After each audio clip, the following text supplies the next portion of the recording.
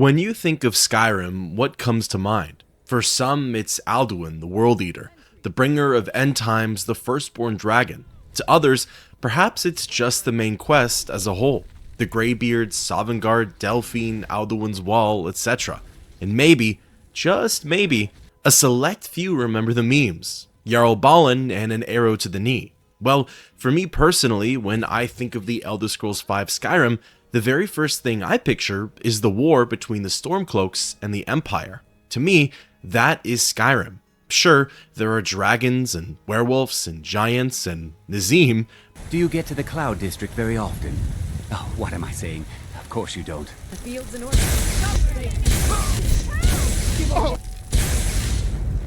But at the end of the day, I've always felt like the province's civil war was the most important plot point to this installment.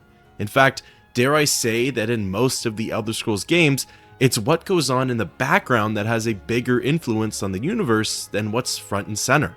Usually, the overarching, underflowing story for these installments ends up involving, you guessed it, the Empire.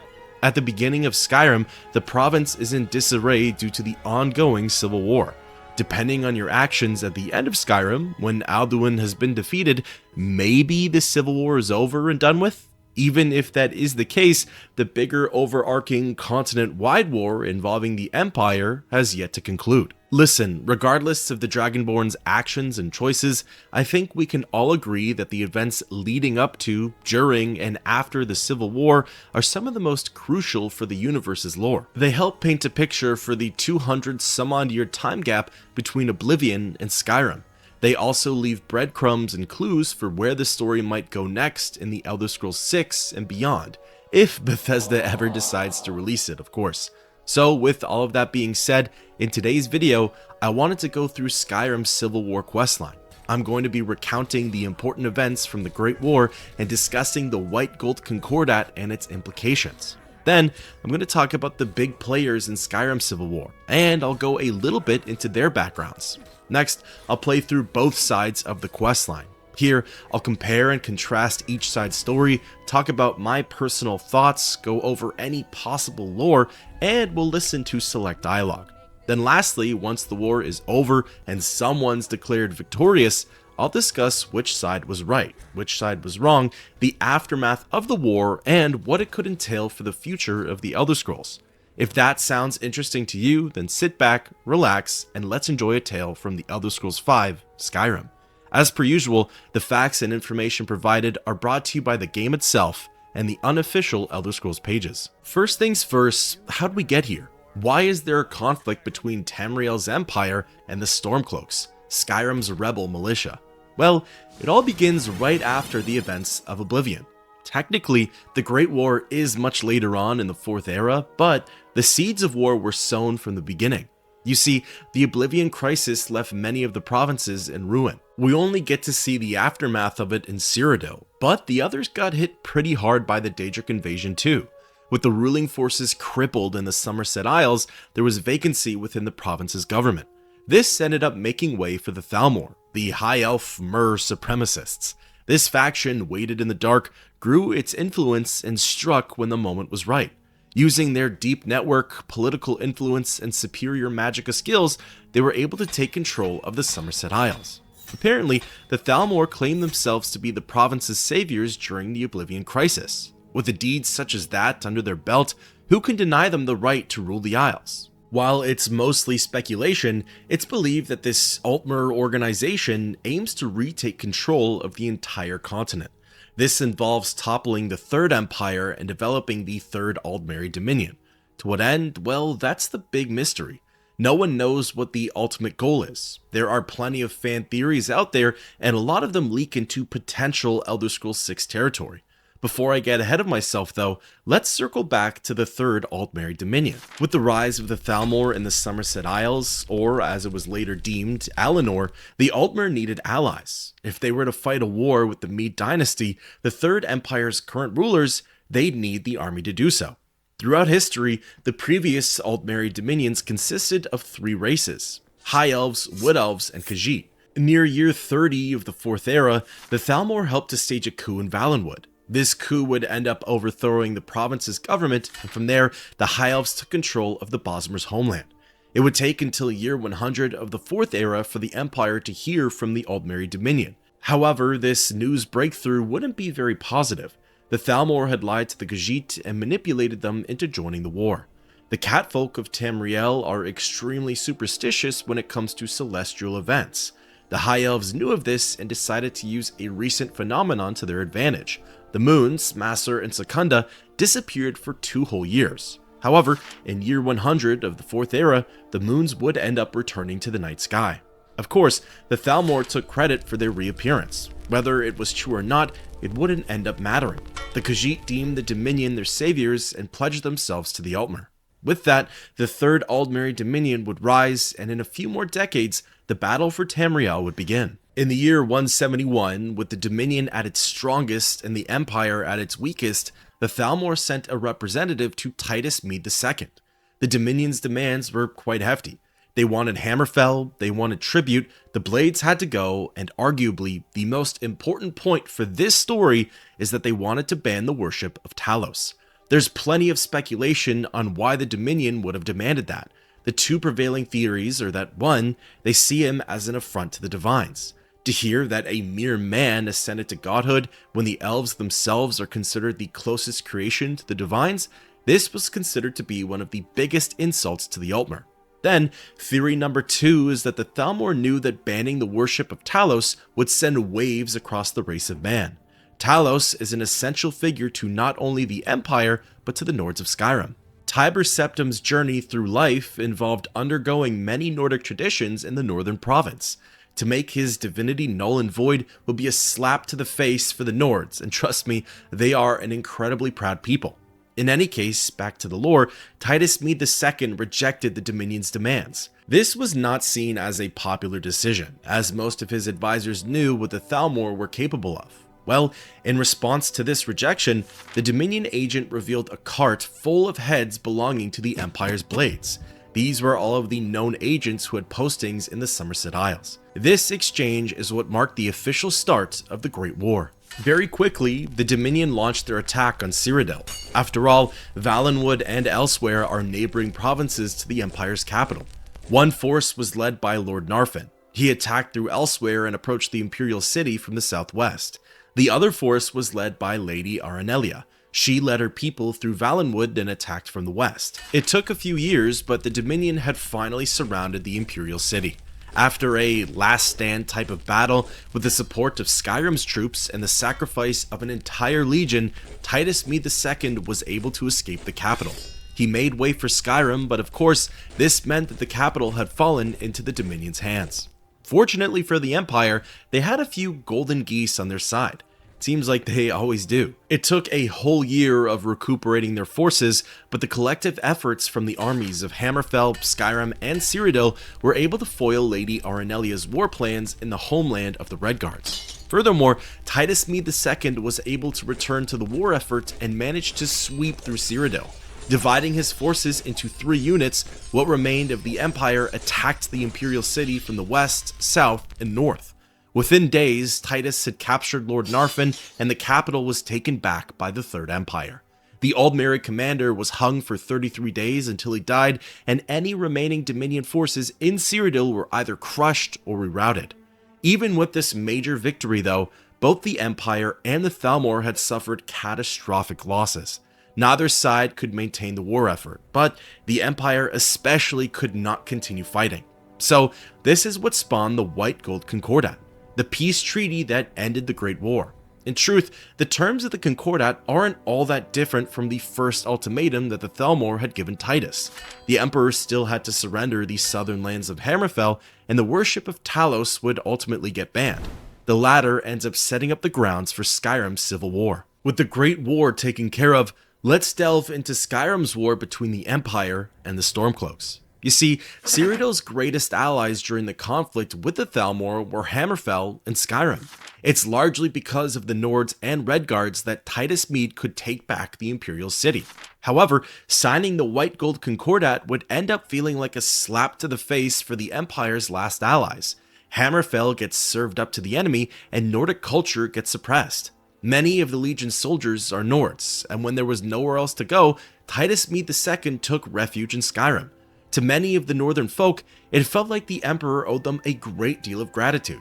How does Mede repay them though? By outlawing Talos worship and allowing the enemy to reside in their courts. Part of the Concordat decreed that the Thalmor could essentially babysit the Empire. The Dominion had free reign to sit in their councils. This was to ensure that the terms of the treaty were being met. However, most assumed that it was meant to be a way for the Thalmor to spy on the Empire and to collect intel. Of course, a lot of people did not like that, nor did they trust them, but the Nords especially didn't. Since the arrival of man on Tamriel, the Nords have been fighting against the Elves. This bitter rivalry is steeped in their history, and even the Nords could see that the Elves have no love for their kind. As you could probably tell, tensions were high in Skyrim, but the catalyst for the Civil War hadn't happened just yet. In order to get there, let's meet the Elder Scrolls V's big players. The Civil War more or less divides Skyrim into the east and west. The western half is garrisoned by the Legion, while the eastern half is patrolled by the Stormcloaks. While the rebellion is a collective effort, it technically all started with one man, Ulfric Stormcloak. Ulfric fought in the Great War and aided the Empire. He'd end up getting captured by the Thalmor during the first battle at the Imperial City. Elenwyn, the Dominion's future ambassador to Skyrim, would be the one to torture and interrogate him. After learning of his background, the son of a Jarl, the Thalmor allowed him to escape and deemed him an asset. Ulfric would later rejoin the war effort and fought in the Battle of the Red Ring, the matchup that ultimately ended the Great War. However, Skyrim's lack of able-bodied warriors wouldn't go unnoticed. While numerous Nords were out fighting the Empire's war, a clan known as the Reachmen would take advantage of the situation. They believed that the Reach, Markarth, and its surrounding areas were rightfully theirs. In the year 174, the Reachmen stormed Markarth and ultimately took control over it. 2 years later, the desperate Jarl would ask Ulfric Stormcloak, and at the time, what was his small militia, to retake the city. Astonishingly, Ulfric was able to push out the Reachmen. In exchange for his help, the Jarl permitted Ulfric and co. to freely worship Talos within the hold. This was a huge no-no. The Empire tried to turn a blind eye to it at first, but word would soon reach the Dominion. With the Thalmor enforcing their rules, the Empire was forced to arrest Ulfric and his companions. This also caused an uptick in Thalmor justiciars and overall Dominion presence within Skyrim. After being released from prison and hearing of Windhelm's discontent for current-day Skyrim, Ulfric finally had enough. From here, the rebellion had officially started. Stormcloak wanted an independent Skyrim, a province that was free from the tyranny of the Dominion and one that no longer needed the Empire, a nation that could uphold its values, customs, and traditions without needing to ask for permission first, or worse, getting arrested. At first, the rebellion had a slow start. There were reports of minor skirmishes between the Stormcloaks and the Legion. In truth though, not much of Skyrim's population had backed the Stormcloaks. Many believed them to only be worsening the situation in Skyrim, but that did not stop Ulfric. Really, the big event that put the rebellion on the map was the killing of High King Torygg in year 201, the starting year for the Elder Scrolls V. Ulfric entered the city of Solitude and challenged High King Torygg to a duel. Accounts of the fight dictate that Ulfric had used the power of the Thu'um to defeat Torygg. To some, this was seen as fair and just. The better warrior came out on top, and the Thu'um is held high in Nordic customs. However, to others, this was seen as murder. They believed that Ulfric didn't fight fair and square. He used his voice to gain the upper hand instead of battling on an even playing field. Regardless of the belief, this duel had sent shockwaves through the land. It caught the attention of both the Empire and the Thalmor. In response to the Stormcloak uprising, Titus Mede decided to send one of his highest-ranking military officials into Skyrim, General Tullius. Tullius was a brilliant tactician and a seasoned veteran. If anyone could navigate the Empire through Skyrim's complex landscapes and squash the rebellion, it'd be Tullius. However, there were a few glaring issues. Firstly, the Empire was still in no condition to send an army into Skyrim. Due to the lasting effects of the Great War and the changes in landscape across the Skyrim-Cyrodiil border, it was difficult to supply reinforcements. Tullius would only be able to command a bare-bones legion. Secondly, the Stormcloaks were starting to gain more traction. They still didn't have nearly as much support as they would have liked, but more and more Nords were joining the war effort. Cities like Riften, Winterhold, and Dawnstar were starting to believe in the Stormcloak cause. This would make it more difficult for Tullius to rely on local support, as he was an Imperial in the land of the Nords. Then thirdly, the Thalmor, or more specifically, Elenwen, would be watching the general's every move. Anything that gave the Stormcloaks grace or contradicted the Concordat would get questioned immediately. Tullius had to be extremely careful here. On one side, one wrong move and the Dominion could penalize the Empire. On the other, a wrong move would mean a Stormcloak victory. It's worth noting that many believe the Thalmor wanted to prolong this civil war. The more time, soldiers, and money that get put into Skyrim's war means less of those resources for Cyrodiil's defenses. While the Great War was technically over, it didn't mean that either side was content with the outcome. Even though General Tullius had the support, the money, and the tact to win the civil war, the odds were still stacked against him. However, during that year, 201, the Empire had finally caught their lucky break. There were many Imperial spies and informants in Ulfric's courts. This is something that becomes apparent in the questline itself.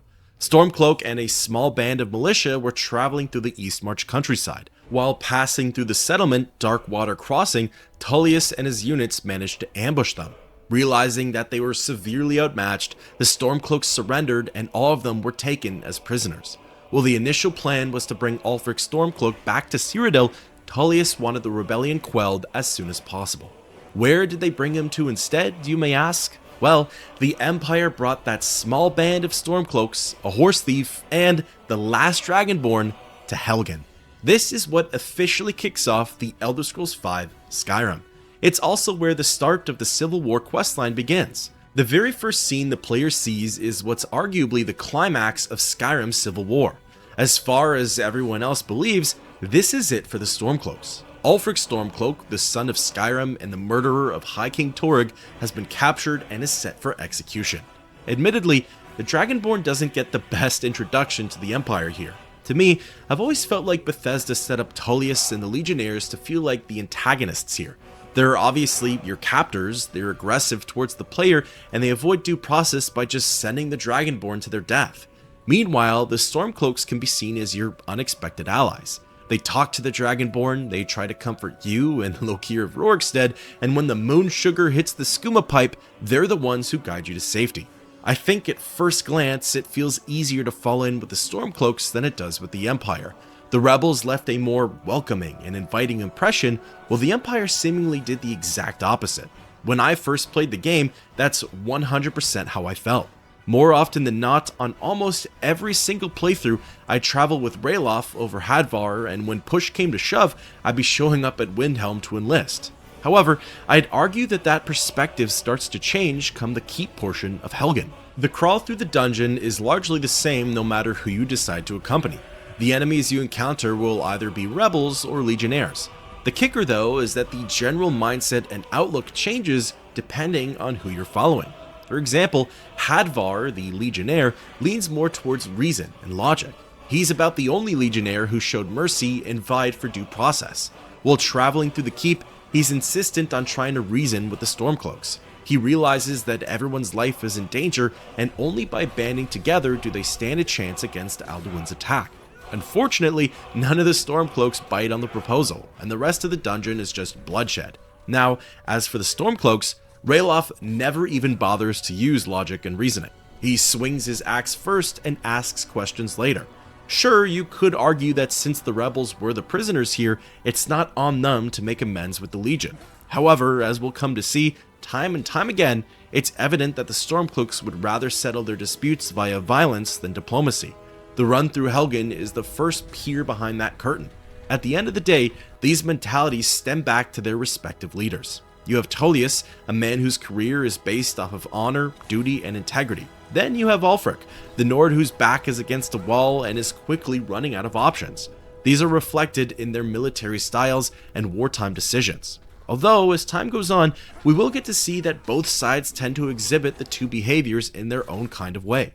In any case, by the end of the tutorial, either Ralof or Hadvar will suggest that you enlist in either the Legion or the Rebellion. From here, the player has a big decision to make. At this point, I won't be getting into which side is justified and which side should be villainized. That's a topic I'll leave for the end of the video. However, it's a good idea to look at both factions as a whole before you take sides. What are their beliefs? What are they fighting for? What would happen to Skyrim, or all of Tamriel for that matter, if said faction won the war? What would the leader of said war effort do, and how would they act if their side was crowned victorious? I know, it's a lot to think on, especially for a video game, but it's all you can really go off of in the beginning. Do you want an independent Skyrim, or do you want a province that's overseen by the Empire? What are the ramifications of either outcome? As soon as you've come up with your choice, it's time to travel to their respective headquarters and enlist in the faction. Starting with the Stormcloaks, the Dragonborn needs to speak with the head honcho himself, Ulfric Stormcloak. This leads you to the city of Windhelm, moreover the Palace of Kings. Again, doesn't really matter whether you decided to escape Helgen with Hadvar or Ralof. Even if you don't have the miscellaneous quest to join the Stormcloaks, it still gets ushered in by speaking with Ulfric. Other than some beginning loot, the only other thing that choice affects is specific dialogue with either Tullius or Ulfric.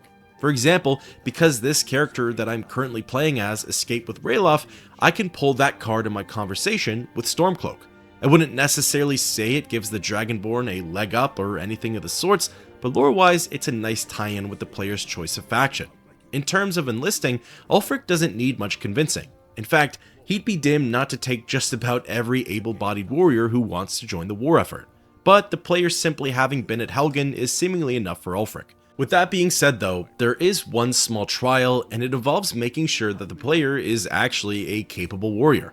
Stormcloak directs you over to his second in command, Galmar Stonefist. Galmar is a grizzled Great War veteran and proud Nord patriot. In my opinion, he tends to steal the show from Ulfric. Galmar is loud, expressive, and passionate. He also genuinely has the strength and skill to back up his boldness. Plus, Stonefist tends to be more boots on the ground than Ulfric, so the Dragonborn spends more time with him. One of the first things that Galmar brings up to the player is their race. For example, my character is a High Elf, the dominant profile for the Aldmeri Dominion, so it's not surprising that he'd ask why an Altmer would want to fight to free Skyrim from Imperial tyranny. Again though, similar to Ulfric, you could say just about anything here and he'd still press on with the conversation. In order to become a Stormcloak, Galmar throws a little test your way. He sends you off to a place called Serpentstone Island. If the Dragonborn manages to kill an Ice Wraith and returns in one piece, the Rebellion will gladly take them in. Well, in my opinion, compared to the Legionnaire test, this trial is sunshine and rainbows. Okay, it isn't that easy, but I do believe that the Stormcloaks give out the less difficult task. Really, the trickiest part is reaching Serpentstone Island. It's located east of the College of Winterhold, far in the northeastern region of the province. Depending on the landmarks you've discovered, the trek could be a breeze. Where the challenge arises though is that region is home to tough enemies like snowy sabercats and snow bears. If you're a lower level player, this area can prove to be pretty scary. Furthermore, for greenies and newbies, ice wraiths aren't a walk in the park either. Even though they are vulnerable to fire, they pack a punch with their ice bite attack, and it deals prolonged damage to the Dragonborn. However, like I said before, as soon as the Wraith has been defeated, that's it for the Stormcloak's trial. The toughest part is literally making it to Serpentstone Island, which is what I'd consider way off the beaten path. Upon returning to Windhelm, you'll hear snippets from Stonefist and Ulfric regarding the next quest. First things first though, you've got to turn in the current one. Chatting with Galmar, he'll admit that he didn't think he'd be seeing you again. He thought that she'd be Horker food by now. From here, he's glad to accept you as one of their own. However, in order for that to happen, you have to take the oath. The oath is essentially just the Dragonborn pledging to serve Ulfric and swearing your loyalty to the Stormcloaks. In truth, it's something that can easily be undone during the next quest. Either way, by repeating after Galmar and reciting a pretty lackluster code of conduct, the deal is done. The Dragonborn is now a Stormcloak. Again, not really, but I'll get into that later, and with it they receive the Stormcloak armor. If you really wanted to look the part and or actually needed the gear, you could look into donning the blue and brown. However, I wouldn't take that armor even if my character was naked. Before leaving, Galmar mentions that he's ready to embark on an important quest with you, but first, let's switch things over to the Imperials. If you wanted to join the Legion and fight for a united Tamriel, General Tullius is the man to speak with. Again, I wouldn't say he left the greatest impression on most new players. However, after Helgen, it's like water under the bridge for the Empire. They don't really care about the player's previous track record. Tullius and his counselors take residence in the city of Solitude. Castle Dower serves as their war room. Similar to Ulfric and Galmar, anytime the player enters the space, you can hear Tullius going back and forth with his second in command, Legate Ricca. Honestly, they talk about identical matters and have the same concerns as the Stormcloaks. It just goes to show that both sides are equally uncertain on what to do and where to go next. Ricca and Galmar are keen on leaning on Nordic customs and traditions. They understand that in order to win the war, they need to win the hearts of the Norns. Meanwhile, General Tullius is critical of their culture and beliefs as he doesn't really understand them. As for Ulfric, he both knows and understands the culture, but he's more focused on pushing back the Empire and securing allies than he is digging up old Nordic treasure. In any case, the conversation with Tullius goes about as well as it did with Ulfric. It doesn't really matter whether you escaped with Hadvar or Ralof. The Legion will gladly take you in. Of course, in order to prove your mettle though, you'll need to undergo some kind of trial for the Empire. This is when Tullius sends you off to Ricca. The legate is Galmar Stonefist's legionnaire counterpart. In fact, the two of them served in the Legion together and have known each other for quite some time. Them being on opposite sides of the war, both feeling so passionate that they're fighting for the right cause, is both poetic and tragic. Ricca is definitely outspoken and expressive, but I'd say she's more calm-headed than Galmar. In any case, the Empire's task for the Dragonborn, in my opinion, is a little more difficult than what the Stormcloaks gave out. At the very least, there's definitely more to it. Ricca's quest for the player involves clearing out Fort Hrogstad, an outpost in the Hafengar region. It's not far from Solitude and it's currently occupied by bandits. Should the Dragonborn be successful in their venture, the Empire will use Hrogstad to garrison their forces. In my opinion, the Legion's trial is sort of the opposite from the Stormcloaks. I think the higher your level, the more difficult it becomes. The bandits and marauders are level to the player, whereas the Ice Wraith is and always will be level 9. This means that you might find yourself taking on bandit thugs, highwaymen, plunderers, marauders, and or chiefs. Furthermore, there's only one Ice Wraith at Serpentstone Island, whereas Hrogstad has close to a dozen bandits. Now, would I truly peg either of these trials as difficult? No, I don't think so. Did I die to the bandits at the fort, and did that possibly sway my bias? Yes, I do think so. At the end of the day, I'd consider the Legion's quest to be a bit more hands-on, but lore-wise, I'd say it's a lot more interesting than Serpentstone Island. The Empire is going to use this fort as an outpost in the Civil War. Serpentstone Island has some neat backstory to it too, as Galmar said generations of Nords have tested their mettle there, but to me Hrogstad and what it represents is far more intriguing.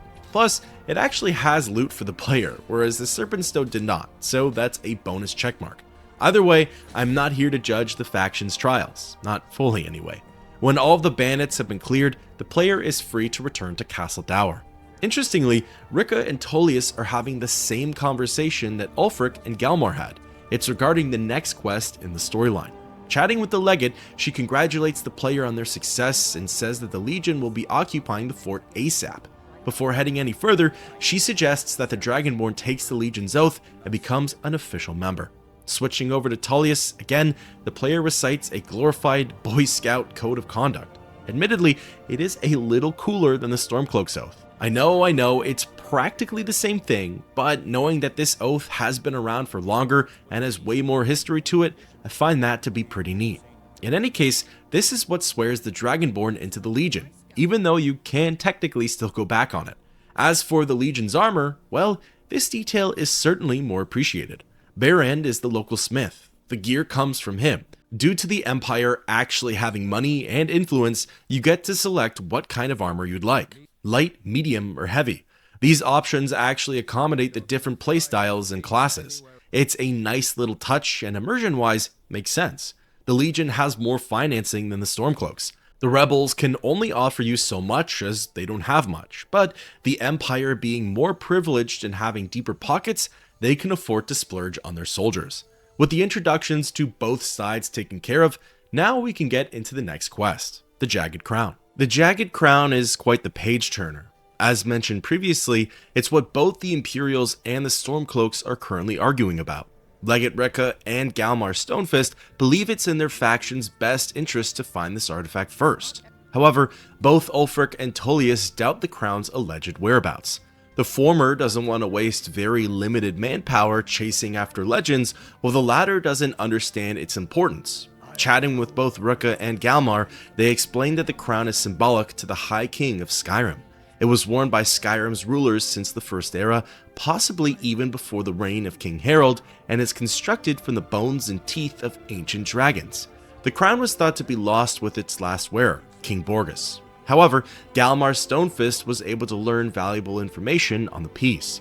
King Borgus was apparently buried with the Jagged Crown in the Nordic ruins of Corvinjun. Unfortunately for the Stormcloaks, the Imperials were able to intercept this information via their court of spies. So, at this point, it's technically a race to see who gets to the relic first. If Ulfric gets possession of the crown, then more traditionalists might choose to rally behind his claim. If Elisif the Fair, Torig's widow, and Tullius' choice as Skyrim's ruler gets it, it'd also have the same outcome. One option would further mute the rebellion, while the other would fan its flames. Now, think back to the tutorial of Skyrim, when the Dragonborn had to roll through Helgen with either the Imperials or the Stormcloaks, but more or less embarked on the same journey. The Jagged Crown quest is exactly the same. Both conquests are led by the seconds in command, Rikka and Galmar.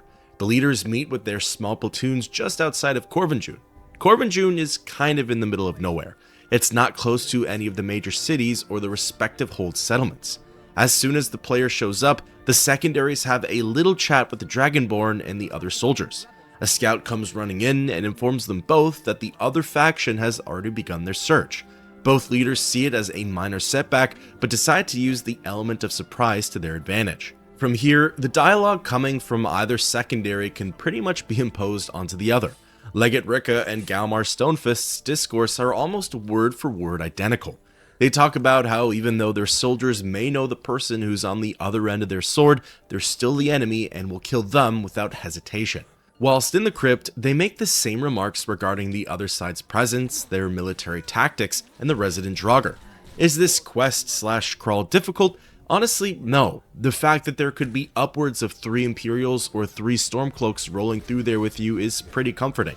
If the going ever gets tough, you can easily sit behind ally lines and get some licks in when opportune.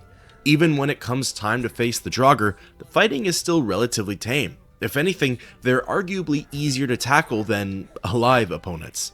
Only after solving a claw puzzle, hearing comments on the Hall of Stories, and pushing into the crypt portion does the crawl really heat up.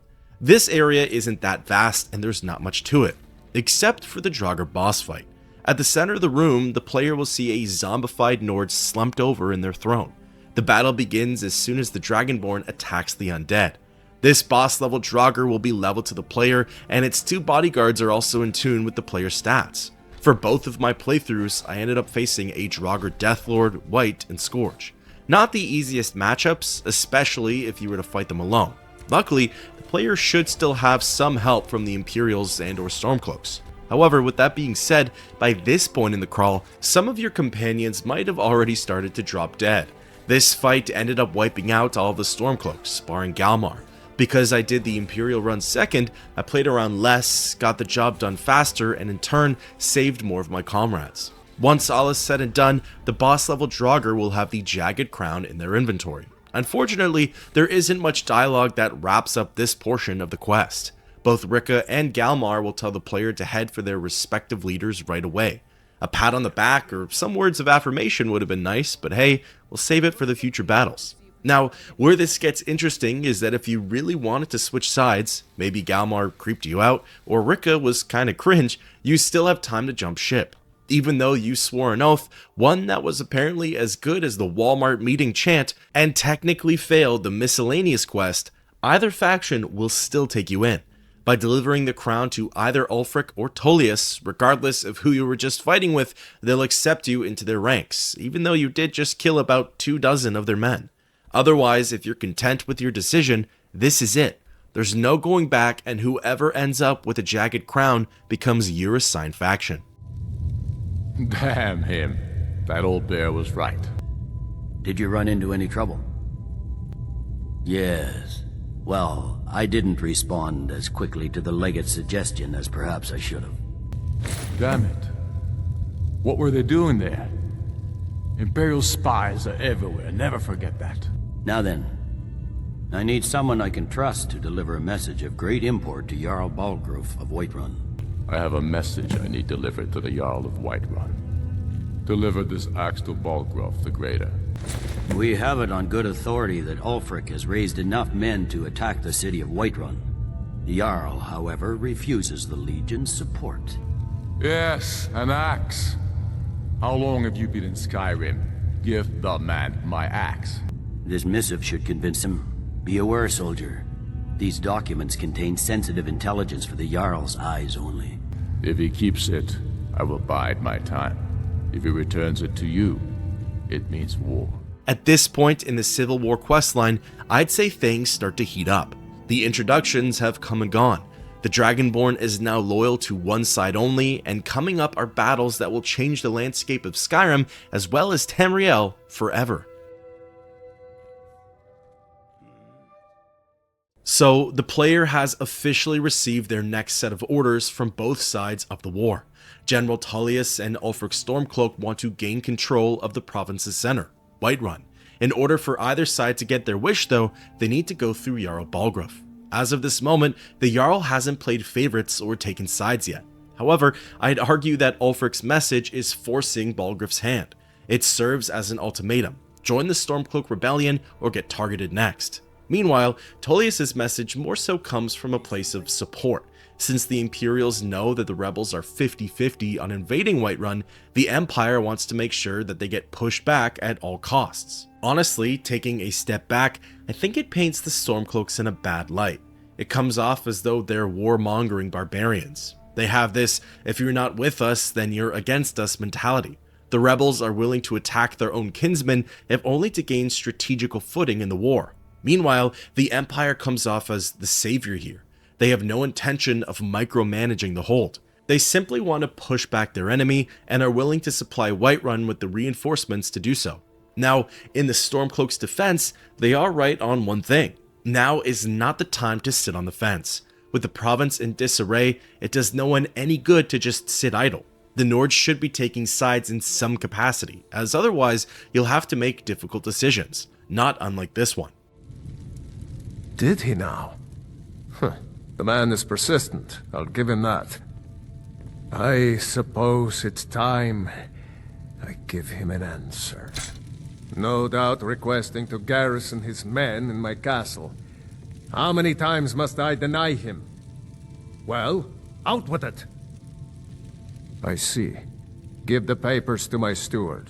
Proventus, what do you make of all this? If Ulfric were to attack Whiterun... As in all things, Lord, caution. I urge us to wait and see. Pray wait. I'm of a mind with Irileth. It's time to act.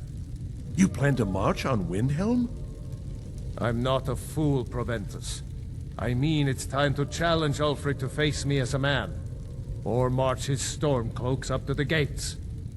He'll do no such thing. A dagger in the back is all you could expect. He was rather straightforward with Torrig. Torrig? He simply walked up to the boy and murdered him. That boy was High King of Skyrim. I'm not the High King. But neither am I a boy. If Ulfric wants to challenge my rule in the old way, let him. Though I suspect he'll prefer to send his Stormcloaks to do it for him. True. He's already proven his personal strength. Now he seeks to prove his armies. Then might I urge you to consider General Tullius's request? I mean, if you are bent on offending Jarl Ulfric. Ulfric is the one who has offended. But Proventus has a point. Ulfric has made it clear. In his mind, to refuse his claim is to side with the Empire. And what harm is there in letting a few legionnaires die in place of your own men? It seems cowardly. Was it cowardly then to accept the white gold concordat? This again. That was different. Was I given a chance to object to the terms of the treaty? No. The Jarls weren't asked. We were told. And we had to like it. The chests of gold didn't hurt. Damn it! This isn't about gold! It's time to decide. Lord, wait. Let us see if Ulfric is serious. Oh, he's serious. But so am I. Finally. So about this axe. This part had me chuckling a bit. It seems like no matter what the player does or whose side they're on, the Jarl resorts to bad-mouthing Ulfric. You give him Tullius' message, he talks ill about the Stormcloaks. You hand him Ulfric's axe, he makes negative comments on the rebellion. Regardless of which side you're on, Balgruuf's speech to Irilith and Proventus are always the same. He speed checks Ulfric, the three go back and forth on whether or not he's bluffing, and then a decision gets made. The interesting part of this conversation is that whichever side of the war the Dragonborn is on, the Jarl has you delivering the axe back to Ulfric. For every single outcome, Balgruuf rejects Ulfric's proposal and sides with the Imperials. After sending the player away, he has Proventus write to Tullius requesting aid from the Legion. This single decision is what brings the war over to Whiterun. Funnily enough, even as an Imperial, he has the player venture into enemy territory just to hand-deliver this message. The nerve of this guy. Now, this is a detail that I wish Bethesda would have made a little more flexible. I always wanted there to be a way that the player could sway and influence the Jarl's decision one way or the other. Maybe depending on the player's actions and their disposition with Balgruuf, he'd be more likely to side with the Dragonborn regardless of their allegiance. Considering Balgruuf the Greater is Mr. Nord, I always found it strange that he's so against the Stormcloaks. I would have assumed that he too would prefer an independent and free Skyrim. However, because that is not the case, I think that speaks to the Jarl's character and mindset. I think Balgruuf doesn't believe in the Stormcloak Rebellion because he's looking at the next 4 or 5 steps ahead. He's glancing at the bigger picture, and he doesn't see how a Stormcloak victory helps the overarching story. But that's something I'll get into towards the end of the series. Then I was wrong about him. You're right, Galmar. Again. I'm in no mood to joke. Give the word, my lord, and Whiterun is yours. Whiterun is only a means to an end. I've toured our camps. We're ready, Ulfric. Whenever you are. Is any man ever ready to give the order that will mean the deaths of many? No, but neither is every man able to give that order when he must. But you are that man, Ulfric. You've been that man before, and you'll be him again. And these men and women, they call themselves Stormcloaks because they believe in you. They are the meanest, toughest sons of bitches Skyrim has to offer. And they want this. They want this as much as you do. Perhaps they want it more. You're certain we're ready? Whiterun's army will no doubt be bolstered with legionnaires. And those walls around Whiterun are old, but they still stand. We are ready. Delivering the axe to Ulfric as an Imperial largely garners the same reaction while doing it as a Stormcloak. There are a few key differences though. Ulfric seems surprised to have the axe returned, but I'd assume that's because the Dragonborn isn't affiliated with his cause. He also makes a comment on the player's bravery for, entering the heart of the enemy. Ulfric then ushers a threat to Balgruuf and the city of Whiterun. Guess who he has delivering said threat to the Jarl and his hold? The player. This is technically where the two sides deviate in their approach. As a Stormcloak, the Dragonborn is set to meet Galmar and the rebel army just outside of the city. As an Imperial, you now have to return to Balgruuf and tell him that an attack is imminent. Luckily for Whiterun, it appears as though the Jarl's message has reached Tullius in time. The Empire is already stationed in the city, and if anything, the Dragonborn is the one who's late to the party. Sir, I have a... Take a moment to breathe, soldier. But, sir... Breathe. The outer walls are strong. If we can hold them there. They have catapults. Damn it. Where did they get catapults? The city walls are already falling apart as it is. My scouts tell me they're loading. You know the Whispering Lady, don't you? So, I can tell. He wants to take my city. Walls intact. The men will be fighting in flames. My men are fearless. It's the Imperial milk drinkers I'm worried about. If you prefer, I can take my men and leave. No, of course not. Just don't let me down, Scipius. We'll need to set up water brigades to combat the flames. Already taken care of. You Imperials are efficient. I'll give you that. How long until they arrive? Sir. Not long. They're hiding in the countryside. Damn it! What's he waiting for? Sir? What? Sir, they're on the move. They'll be at the gates at any moment. Why didn't you say so immediately? Sir, I tried. This is it. Time to see what these storm cloaks are made of. The men are already gathering at the gates. Move it, soldier. Spread the word. Go, go, go! Oblivion take them. Every miserable last one of them. You've returned with my axe. I knew that would be his response. As soon as you left, I sent word to General Tullius, who's been kind enough to lend us some of his troops, and Legate Scipius here. Let Ulfric try to make it past our combined forces. I'll turn you back over to your legion. Legate Scipius will have use for you. Gods be with us all. From here, Legate Scipius tells the player to head for the front lines. The Stormcloaks have arrived, and it's time to start the Battle for Whiterun. Now, I love the Battle for Whiterun. Admittedly, it's my favorite quest for this entire storyline. I've always found it to be the point in the story where you get to see the results of your actions. Depending on who you take a stand with, Whiterun is ultimately changed forever. Plus, to get the chance to legally attack NPCs in the streets of the city that I arguably spend the most time in, sign me up any day. As a Stormcloak, you'll be reporting to Galmar, who's at a camp in between Pelagia Farm and Hunting Brew Meadery. The second in command is already there, and it appears as though the attack has just begun. The rebels are firing their catapults at the walls and gates of Whiterun. Lore-wise, this doesn't do much, but flavor-wise, it's pretty neat. Now, as an Imperial, you'll be meeting with Legate Ricca, who's posted just outside the city gates, right before Whiterun stables. Being on the other side of the attack, you get to see the results of the catapults up close and personal. Running through the streets, the guards are taking their positions, and the citizens are making a break for safety. It's all-out mayhem in Whiterun, and honestly, the immersion is peak here. Once the player has reached their respective destination, both leaders have a little wartime speech to deliver. This is it, men! They say that our cause is false, and that we are nothing more than thieves, thugs, and murderers! This is an important day for the Empire, and for the Legion, and for all of Skyrim. But no! We are farmers! We are craftsmen! We are sons and daughters of shopkeepers, maidservants, and soldiers! This is the day we send a message to Ulfric Stormcloak and the rebel Jarls who support him. We are the sons and daughters of Skyrim! But make no mistake, what we do here today, we do for Skyrim and her people.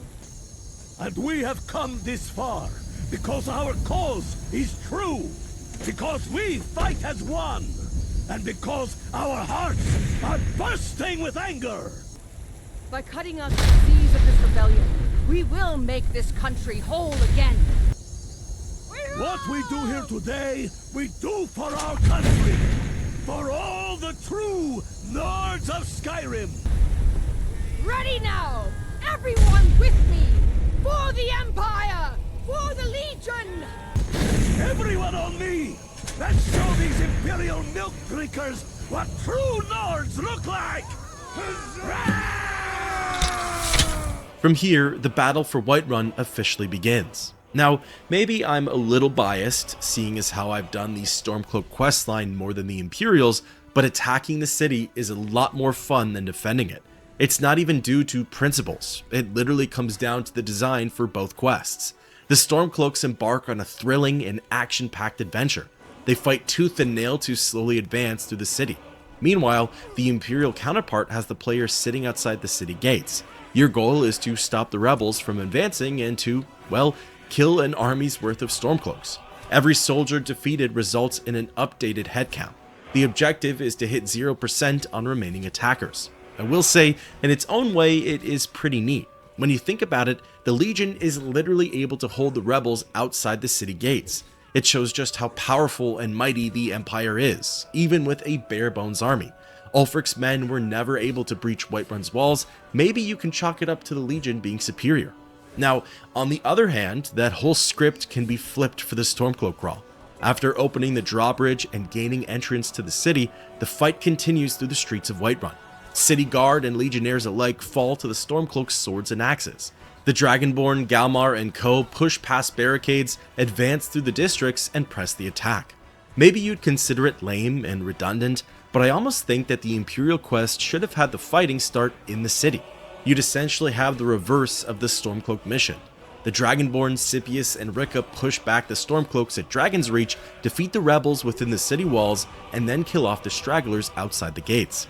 I understand that Bethesda probably wanted to give the player a different experience depending on which side they chose, but I personally feel that the Stormcloak quest is more entertaining and interesting. Plus, there's a bigger payoff at the end. As soon as the Dragonborn, Galmar, and Ralof have made it into the keep, Balgruuf, Irileth, and some guards put up a last stand effort. This isn't something that the Imperial questline offers. There's no final duel with any of the Stormcloak higher-ups. If you ask me, it's a missed opportunity, but I do have a theory as to why that is. It's one that I'll share at the end of the series. While I like Balgruuf as a character, I do wish that we'd at least get the option of killing him, as before a final blow can be delivered, he surrenders to the Stormcloaks. Enough! That's enough. I surrender. I surrender. Peace! Everyone stand down. That's an order. Stand down! Balgruuf! Vignar Greymane. Your family was noticeably absent from the walls. Now I know why. Wouldn't the dagger in the back have sufficed? You think this is personal? The Empire has no place in Skyrim. Not anymore. And you have no place in Whiterun anymore. A convenient position to hold now. But mark my words, old man. In the days to come, Ulfric will spread his rebellion thin. And what then? We need the Empire as much as it needs us. We Nords are the Empire. Our blood built it. Our blood sustains it. So alive. You of all people should know that. Like you. What happened? And I took an arrow in the knee. Empire. The Gildergreen will bloom again. Murdered the I to you. Damned well pleased. With his voice. You wish to see an Shouted empire him without apart. Talos? Without its soul? We should be fighting those witch elves. We did it. Not bending knee to them. The Emperor is nothing more than a puppet of the Thalmor. Skyrim needs a High King who will fight for her. And Whiterun needs a Jarl who will do the same. Tell me, Vignar, was all this worth it? How many of those corpses lining our streets wear the faces of men who once called you friend? What about their families? Enough! Both of you! There is a burning city out there that needs a government. He's right. Galmar, come. Let us restore order. This isn't over. You hear me, you old fool? This isn't over. And you, a Stormcloak. I'd thought better of you. You'll all come to regret this day.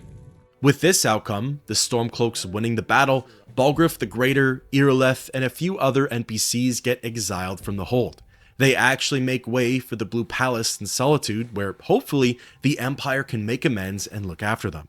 As for the city's vacant government, Vignar Greymane, brother to Jorlund, takes on the mantle of Jarl, and the city guard is now comprised of Stormcloak soldiers. While there's death, destruction, and fire in the city, a new day dawns for the rebellion. They now hold the center of Skyrim and are one step closer to retaking their homeland. Now, switching back to the Imperials, as previously mentioned, the bulk of their quest is killing Stormcloak soldiers out by the stables. It's really just watching the percentage tick down and non-stop carnage. Again, not a bad thing, and apart from the obvious fun, there are deeper lore implications, like that maybe the Empire has the superior force. Either way, once the attacking number has hit 0, the rebels tuck their tails and sprint for the plains. Unfortunately, there's no final battle and there's nowhere else to bring the fight. Imagine you'd at least get to wreak havoc on their nearby camp, but alas, it is what it is. Once the fighting's over and done with, the Jarl makes way for the city walls and delivers his victory speech. Revel in your victory here today. even as the gods revel in your honor. They already sing of your valor and skill. The halls of Sovngarde are no doubt ringing with your praises. In defeating these Stormcloak traitors, you have proven the hollowness of their cause, and the fullness of your hearts. The citizens of Whiterun are forever in your debt. But Ulfric will not stop here. No! He will continue to strike out against any true Nord who remains faithful to the Empire. He will continue to sow discord and chaos wherever he can. And so, we must, each one of us, continue to fight this insurrection, lest our fallen brothers have died for naught. Lest our honor be lessened should we allow these bloodthirsty beasts to prowl our lands. Carry on, men. My gratitude and blessings go with you. For Whiterun, for the Empire! Choosing to speak with the Jarl again, he ends up offering the Dragonborn a home in the city. Definitely not a bad reward for literally carrying the fight. With an Imperial victory, the Stormcloak army has been weakened and Whiterun remains independent. Remember, the Empire never wanted to take control of the city. They just wanted to make sure that the Stormcloaks couldn't either. Interestingly, the Dragonborn does have the option of asking Balgruuf some questions regarding Ulfric and the Empire. The Jarl is quite blunt with his opinions. He believes that Ulfric doesn't have Skyrim's best interests at heart and that he's just a bloodthirsty barbarian. Important to note here is that it's reported that Balgruuf and Ulfric have been at odds with one another for quite some time. So this can either be interpreted as slander against the rebellion's leader, or maybe there's some truth to it. Who can say for sure? As for the subject of the Empire, the Jarl sees that Skyrim and Cyrodiil have long since had a great partnership. The protection and trade on both ends have been fruitful for the last few eras. However, with the Stormcloak Rebellion, the partnership has been rocky and has had consequences all around. These are definitely some intriguing takes. Either way, with both conclusions out of the way, the Dragonborn can now head back to their respective commander and the unification of Skyrim can begin. To me, this section of the questline has always been the most lackluster. Technically, as far as the Civil War goes, you could argue that it's just as important as the Battle for Whiterun. But I think it's due to the lack of fluff and storytelling that it falls a little flat for me. Essentially, the Dragonborn starts the grand quest of retaking control of the province. Whichever side you represent, you'll be working directly with Rika or Galmar to eradicate enemy forces within each hold. We've driven the Imperials out of Whiterun. This is good. Very good. By defeating Ulfric at Whiterun, we have solidified the allegiance of the Jarl. Perhaps the Stormcloaks will soon lose heart for this little rebellion of theirs once and for all. We now control the center. It's a powerful position. One I aim to keep. We'll call you Ice Veins now. For the thick blood of our land has seeped into your heart. I'm promoting you to Quester. Take this blade, a symbol of your new station and responsibility. I'll keep an eye on your progress. The Empire rewards excellence, and so do I. Here, take this. It's an Imperial officer's sword. A fitting weapon to use against our enemy. You'd be wasted as a regular soldier. I have special plans for you. You'll be of greater use to me with greater flexibility. I suspect you'll be of greater use to us with greater freedom. So you're free to engage the Imperials as you see fit. Make your way to our hidden military camp in the Pale. Rika will have important tasks for you, and will need you when we reclaim the capital. But I also want you to find our hidden camp in Falkreath. Galmar will have special tasks for you, and will need you when we liberate the capital. Whichever hold has enemy troops stationed in it is where the Dragonborn gets sent to. Periodically, the player will return to either Tullius or Ulfric, and they'll receive a promotion plus a gift. The gifts are typically pieces of armor or some kind of weapon. Most of the time, they're usable and can prove to be upgrades, but they're not universal to all builds. Now, depending on your decisions for the main questline, you might get sent to different places. For example, during the quest, Season Unending, the Stormcloaks negotiated for Markarth while the Imperials rebutted for Riften. The result was that the Empire gets control of the Rift and the Rebels take the Reach. It's a small change in either side's war plans, but more or less their approach stays the same. I think from a storytelling perspective, it's easier to just go one for one with these quests. For the Stormcloaks, the overarching mission is called Liberation of Skyrim, while for the Imperials, it's called Reunification of Skyrim. While embarking on the subquests for each plot, retaking control of the holds, I noticed that there were only 3 templates for any given quest. For example, my first order from Ulfric was to reclaim Falkreath. This involved traveling to a Stormcloak camp that was near Helgen and speaking with Galmar Stonefist. The rebel camp is pretty bare bones. There are a handful of tents, a few soldiers, some trade stations, and the second in command. It just goes to show that this war isn't being fought by legions of armies. It's the sons and daughters of Skyrim versus soldiers just following orders. In order to retake Falkreath Hold, Galmar has the player traveling to Fort Neugrad. There, the Dragonborn is to meet with a group of Stormcloaks, clear out the fort, and rescue rebel prisoners. This is one of those 3 aforementioned templates. I'll call this one the Prisoner Rescue. I'd argue that it sits in the middle of the spectrum. On one end you have mindless violence, on the other you have mindful actions. So basically for 2 of the 3 templates, the player is sent to a fort in its respective hold. By completing said task, the enemy forces are cleared from the fort, they no longer have a presence in the hold, and it's officially deemed Stormcloak or Imperial territory. The order of operations for this template doesn't really matter. You can either free the prisoners and then defeat the fort's occupants, or vice versa. When both objectives are said and done, the player speaks to either Ralof or Hadvar, in this case it's the former, and for this template you get sent back to the commander, Ulfric or Tullius. Truthfully, I think this is the mission I found to be the least entertaining. I think because it tries to split the middle of mindless violence and mindful actions, it doesn't do either one that well, and personally speaking, ends up not being as fun. At the end of the day though, Prisoner Rescue only comes up once for either side. Now, as for the first task coming from the Imperials, Tullius wants the Dragonborn to reclaim Dawnstar. Legate Ricka's camp is due west of Dawnstar and north-northwest of Mazinchileft. This quest presents template number 2, which I've coined Sabotage. Sabotage is at the far end of the spectrum for mindful action.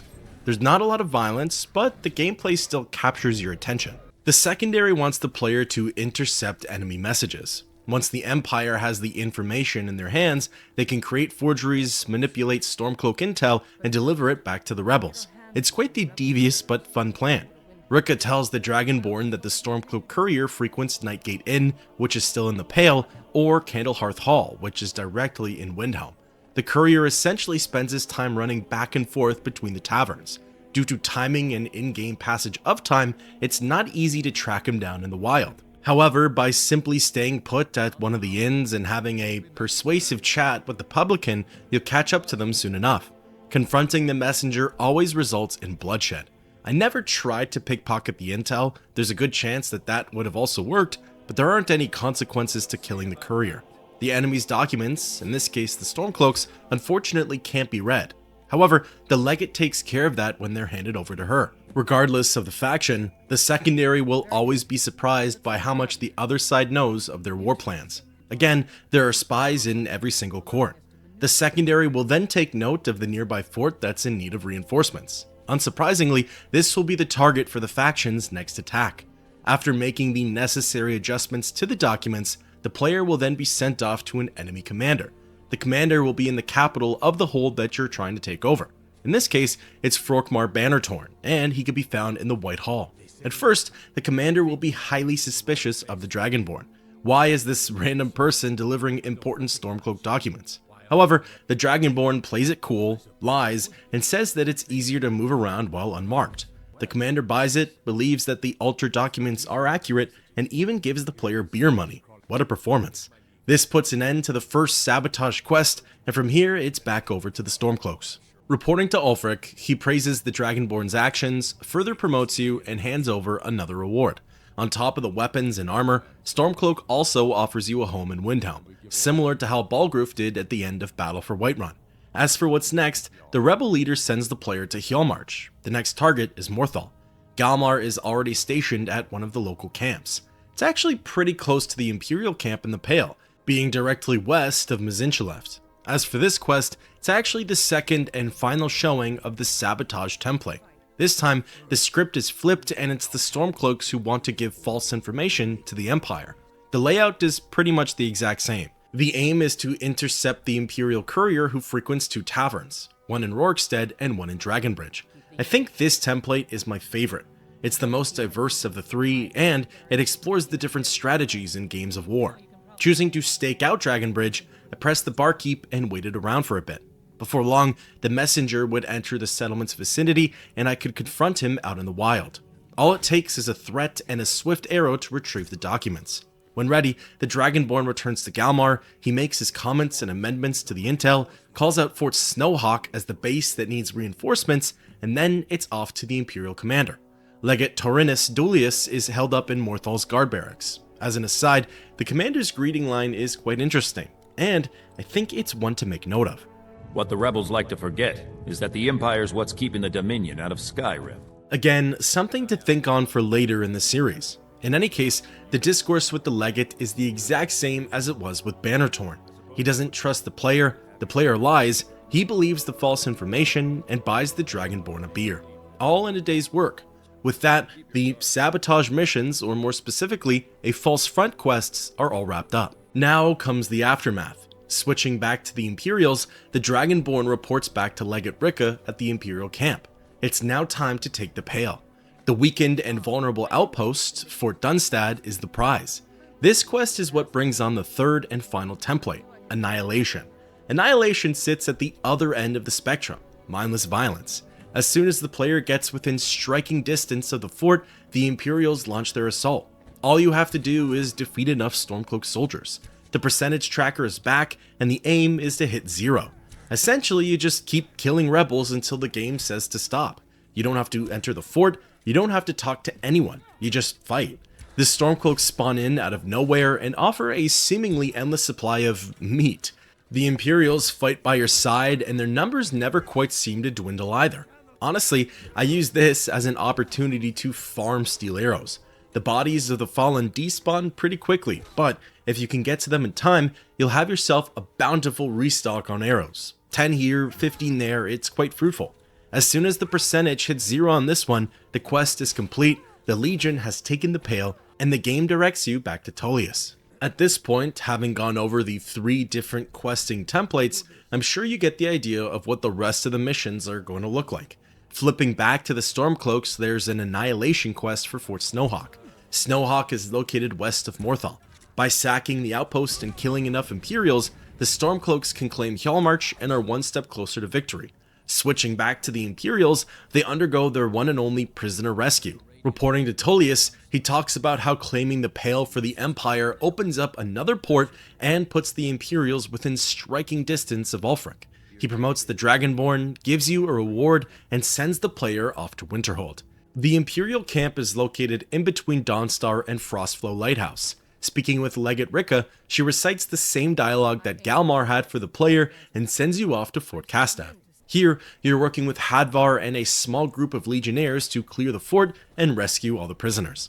While I don't know if this was an intentional design or not, for this one, all these Stormcloak soldiers were garrisoned outside. While rescuing the rebels from Fort Neugrad, I had to go in and out of the keep to track down the legionnaires. For Fort Castav, all of the enemies were essentially served to me on a silver platter. In any case, once the prisoners were freed and the rebels were defeated, Hadvar gave me the go-ahead to return to Solitude. I know this questline is becoming monotonous, but rest assured, this is the last menial quest for liberation of Skyrim. The next mission is the climax for the storyline. Reporting to Ulfric, he gives the player their second last promotion as well as a reward. He mirrors Tullius' dialogue and says that by taking Morthal, you're practically on the Empire's doorstep. The final push for the Stormcloaks brings the player to Riften. Now, remember, depending on how Season Unending went, it might be a different hold for your playthrough. It could be the Reach, it could be the Pale, it could be Winterhold. In my case, it's the Rift, and it brings me to a Stormcloak camp that's just south of Snapleg Cave. Meeting Stonefist again, he sends the Dragonborn off to Fort Greenwall. The fourth Reclamation quest is yet another Annihilation. It's nothing crazy and it's fairly simple. An interesting detail to note is that as the player continues to take control of Skyrim's holds, the markers on both factions' maps will reflect your progress. Galmar's map is covered in blue flags, with there only being a couple of red ones left standing. Again, this is a sign that the questline's coming to an end, and soon the final assault will be launched. As soon as the Rift, or the Pale, or Winterhold has been taken, it's only a matter of reporting to Ulfric Stormcloak and receiving that final command. Now, as for the Imperials, their questline's timeline is the same. Speaking with General Tullius, he recognizes the Dragonborn as irreplaceable and promotes the player to Legate. You're officially on par with Ricca and Scipius. The final push before an assault on Windhelm has the player traveling to the Reach. Again, I gave Markarth to the rebels and the Empire got Riften. A fair trade if you ask me. However, Tullius still holds that grudge against my character and gives me the same hard-headed speech that I got from Ulfric. Retake the hold or die trying. The Imperials' camp in the Reach is located west of Karthwasten and far to the north of Markarth. The Empire's final menial quest is also an annihilation. Legate Ricca has the player traveling over to Fort Sungard. The aim of the game is simple: kill as many rebels as possible. Technically, this isn't where Liberation of Skyrim and Reunification of Skyrim end, as the assaults on Windhelm/Solitude are placed under that umbrella. However, it's where I'd consider its ending to be. At this point in the story, either the Stormcloaks or the Imperials have dominated the province. All that's left is the other side's main headquarters. You know, given just how similar their 4 quests were, one rescue, one sabotage, 2 annihilations, there's no way to really contrast them. They're identical down to the literal dialogue. How do you put one experience over the other? I don't know that you do. I think at this point, it just all comes down to preference and whichever cause you believe in more. What are my beliefs? Well, I'm only going to share those after. Even though there's just one quest remaining for both sides, what they entail and how they conclude opens the door for a discussion on what's canon, who's right, and the future of the Elder Scrolls. After retaking the last hold for either side, the quest marker brings the Dragonborn back to their respective leader. For the Stormcloaks, the only thing left is to invade Hafengar, and for the Imperials, it's Eastmarch. Even though it feels like not much time has passed since the Dragonborn first got involved, that technically isn't true. At first I thought, wow, this questline flew by, and to be honest, it kind of did. It feels like I had just begun the storyline and now I'm already at the end. It was prolonged because I went back and forth between both perspectives. Just imagine if I had only done one. It might have been an hour and a half of gameplay, tops. However, the important thing to remember about Skyrim Civil War is that it stretches far beyond the questline. Every single NPC in the province is getting affected by it, and a lot of them are more than willing to share their opinions. From the smith in Whiterun to the mill worker outside Morthal, everyone has felt the effects of the war. Some just want the conflict to be done with, and others are die-hard followers for one of the two sides. It's how the game began, and it's how the player was introduced to the province of Skyrim. The Civil War played a decent role in the main story, and it's how we all learned of the Thalmor. Just because the playable part of the questline is coming to an end, that doesn't mean that the story is. In fact, I'd wager it's far from it. It was important we reclaimed the Reach. I'm glad we liberated the Rift.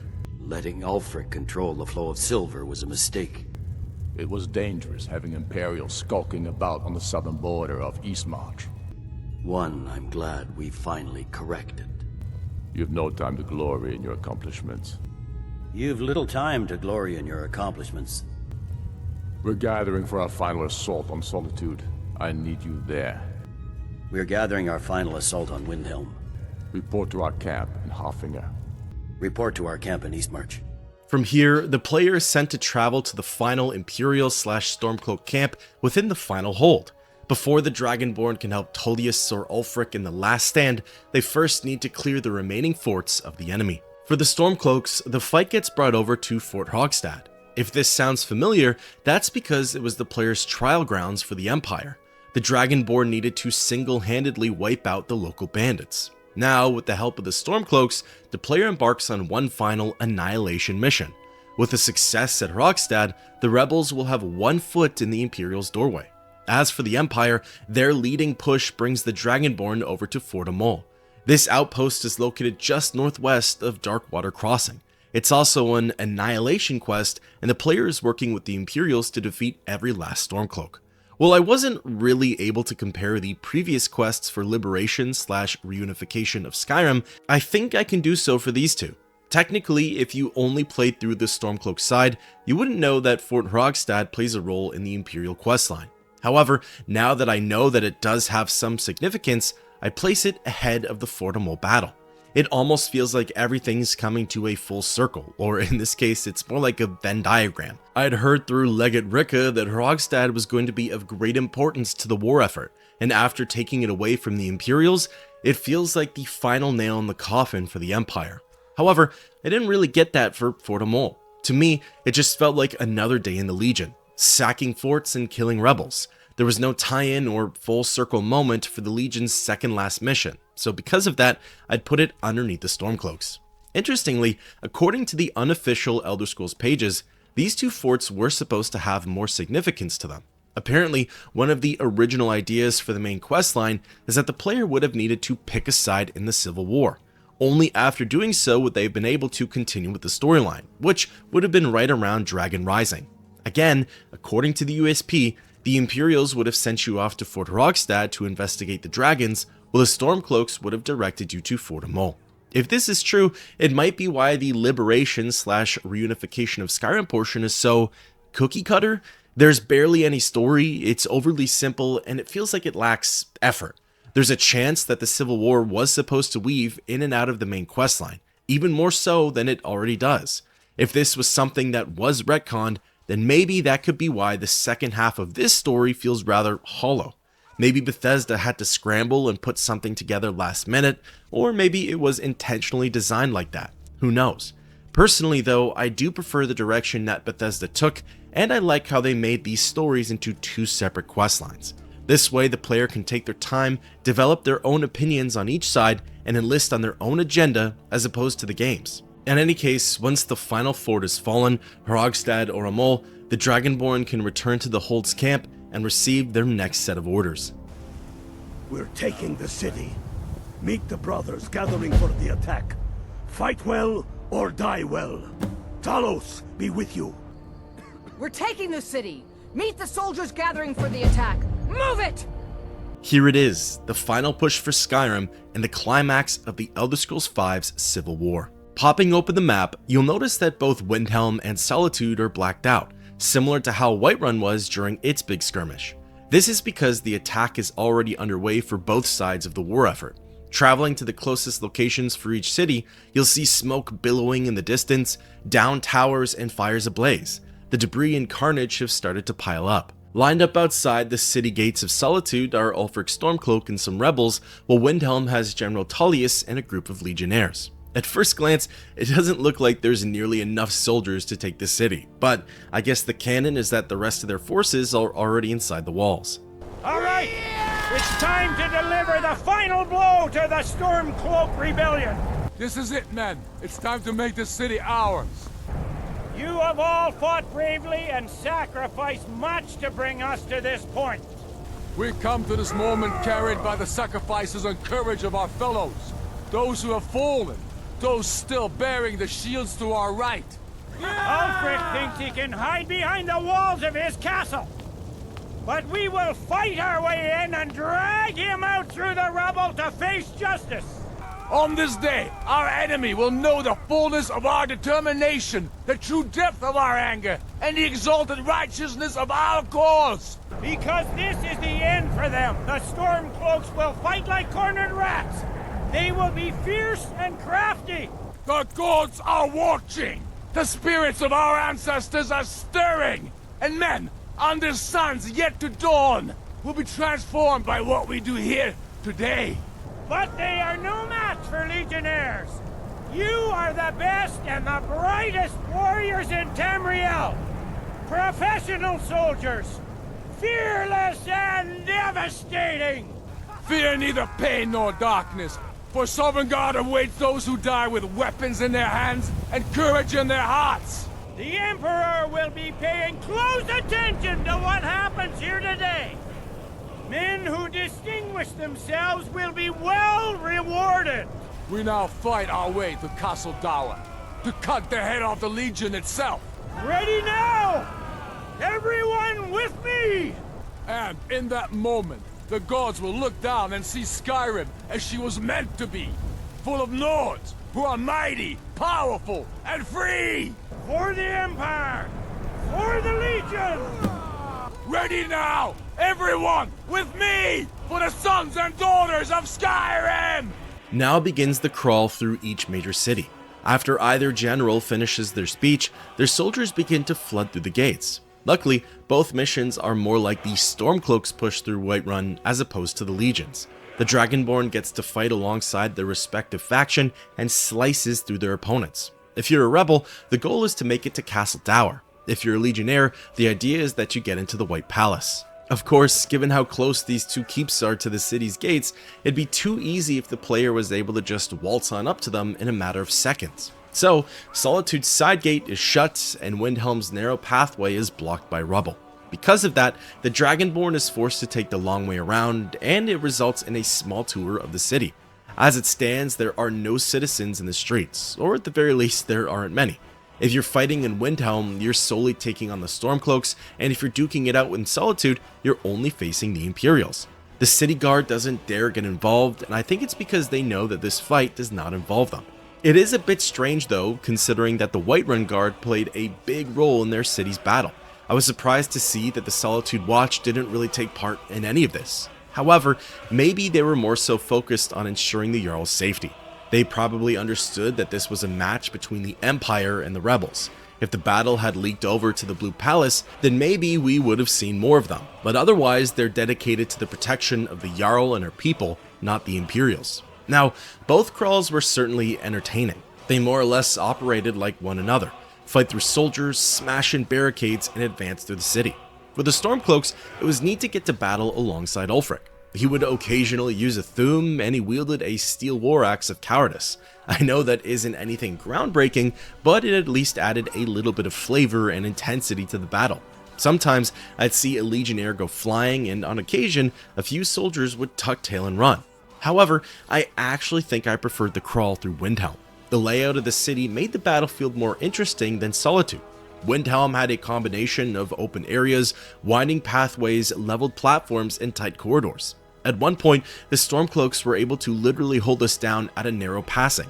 While I wouldn't say I was giving it my all, the Legion was stuck for a couple of minutes and the Imperials couldn't break through the rebel barricades. I found myself taking a step back and appreciating the battle even more.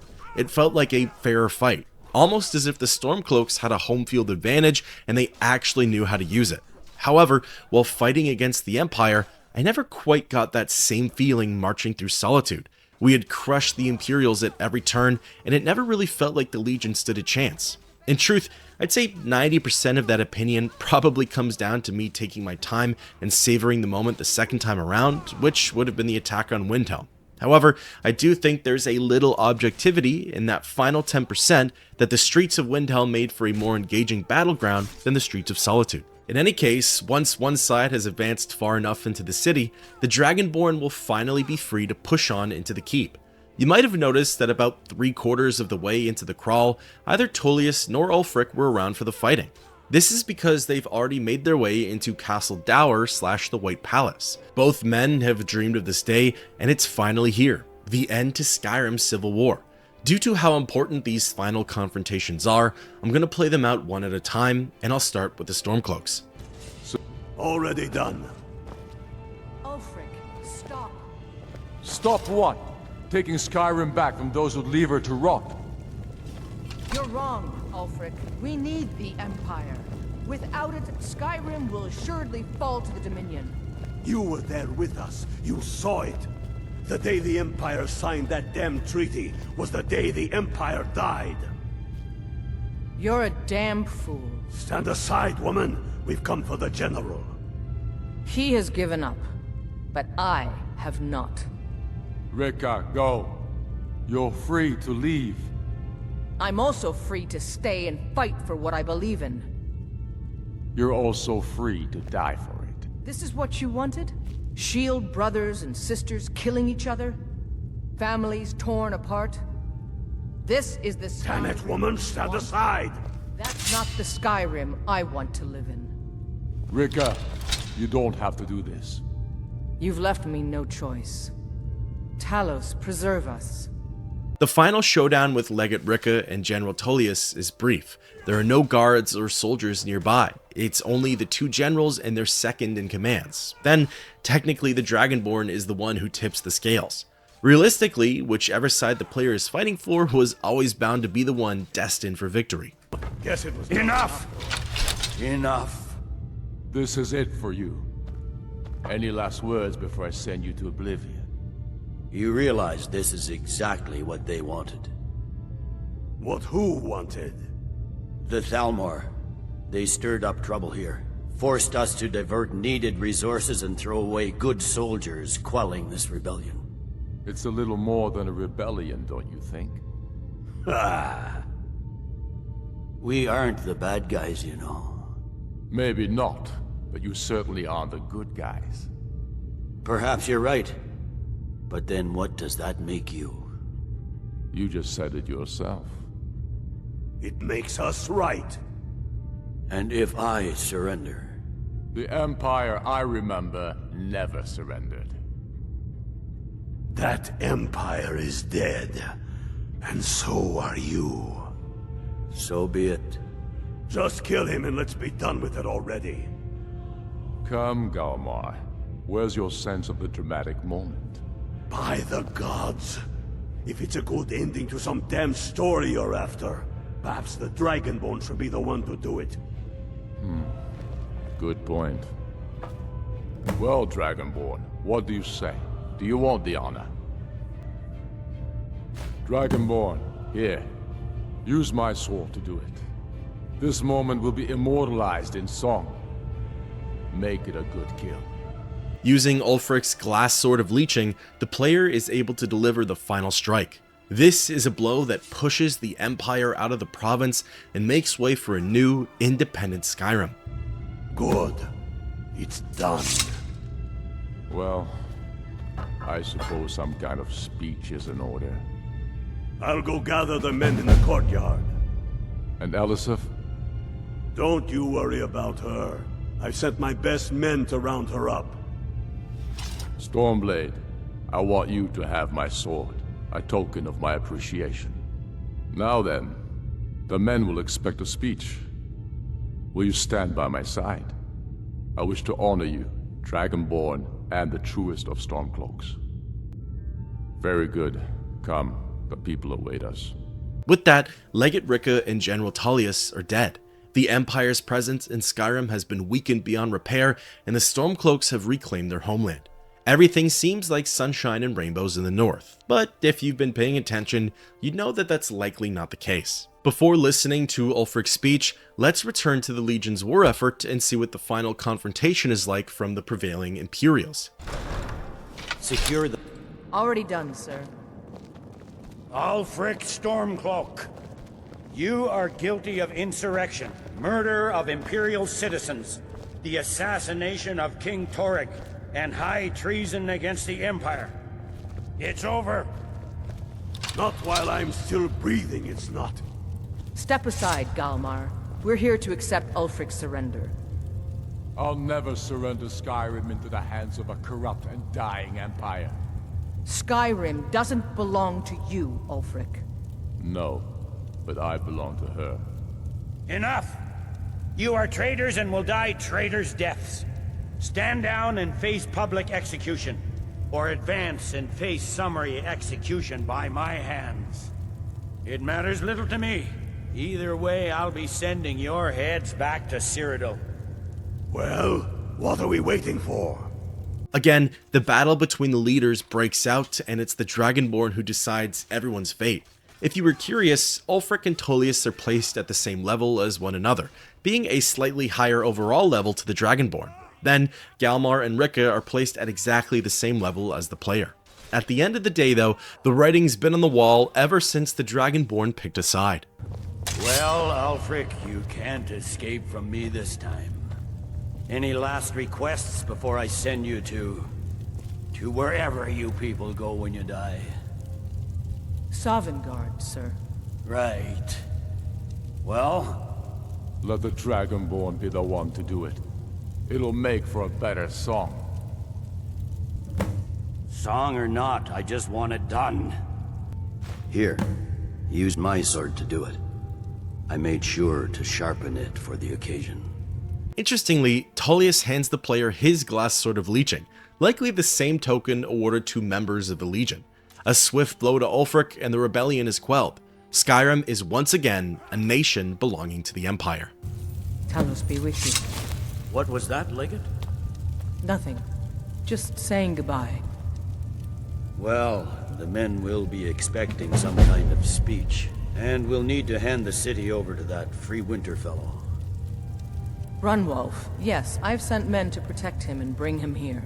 Windhelm will need a government quickly if we are to prevent more violence. The Legion will be staying here for quite some time. I don't expect there to be any further violence.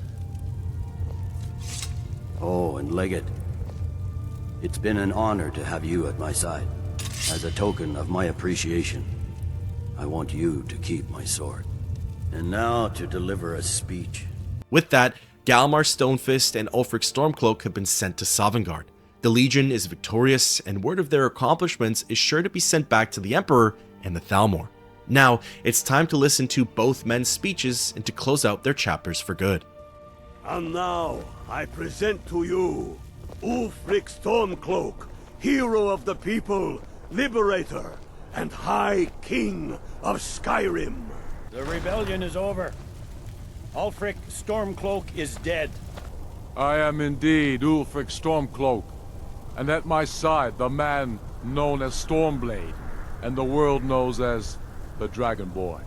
His head will be sent to Cyrodiil, where it will adorn a spike on the walls of the Imperial City. And indeed, there are many that call us heroes.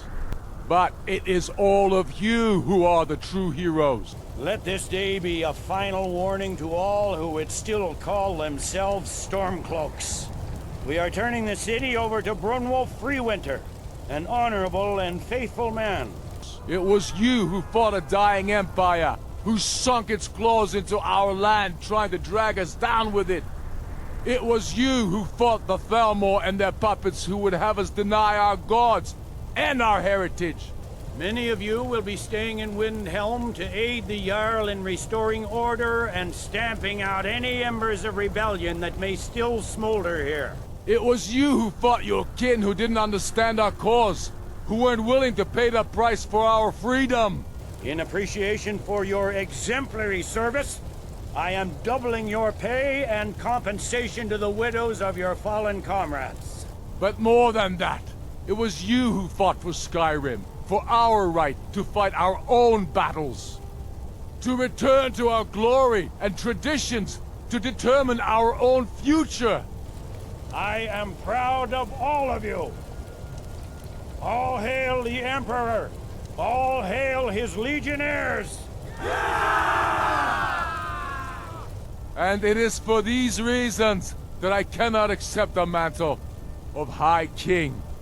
Not until the moot declares that title should adorn my shoulders will I accept it. And what about Jarl Elisif? Yes, what about the Lady Elisif? Will she put aside her personal hatred for me and her misplaced love for the Emperor and his coin so that the suffering of our people will end? Will she acknowledge that it is we Nords who will determine Skyrim's future? Will she swear fealty to me, so all may know that we are at peace and a new day has dawned? I do. Then it is settled. The Jarl will continue to rule Solitude. I will garrison armies here to ward off Imperial attempts to reclaim the city. And in due time, the Moot will meet and settle the claim to High King once and for all. There is much to do, and I need every able-bodied man and woman committed to rebuilding Skyrim. A great darkness is growing, and soon we will be called to fight it, on these shores or abroad. The Aldmeri Dominion may have defeated the Empire, but it has not defeated Skyrim!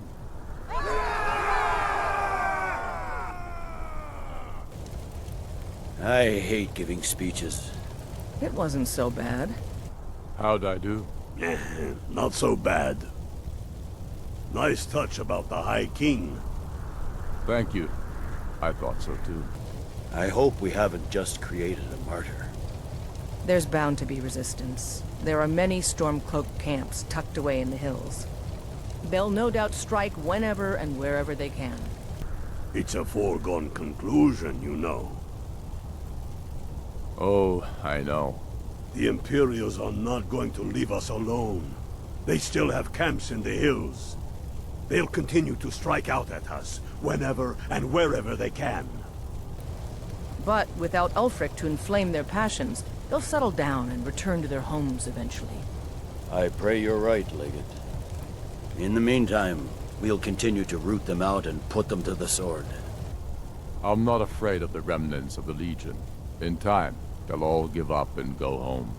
What I fear is that the Thalmor will see our victory here and turn greater attention to our shores.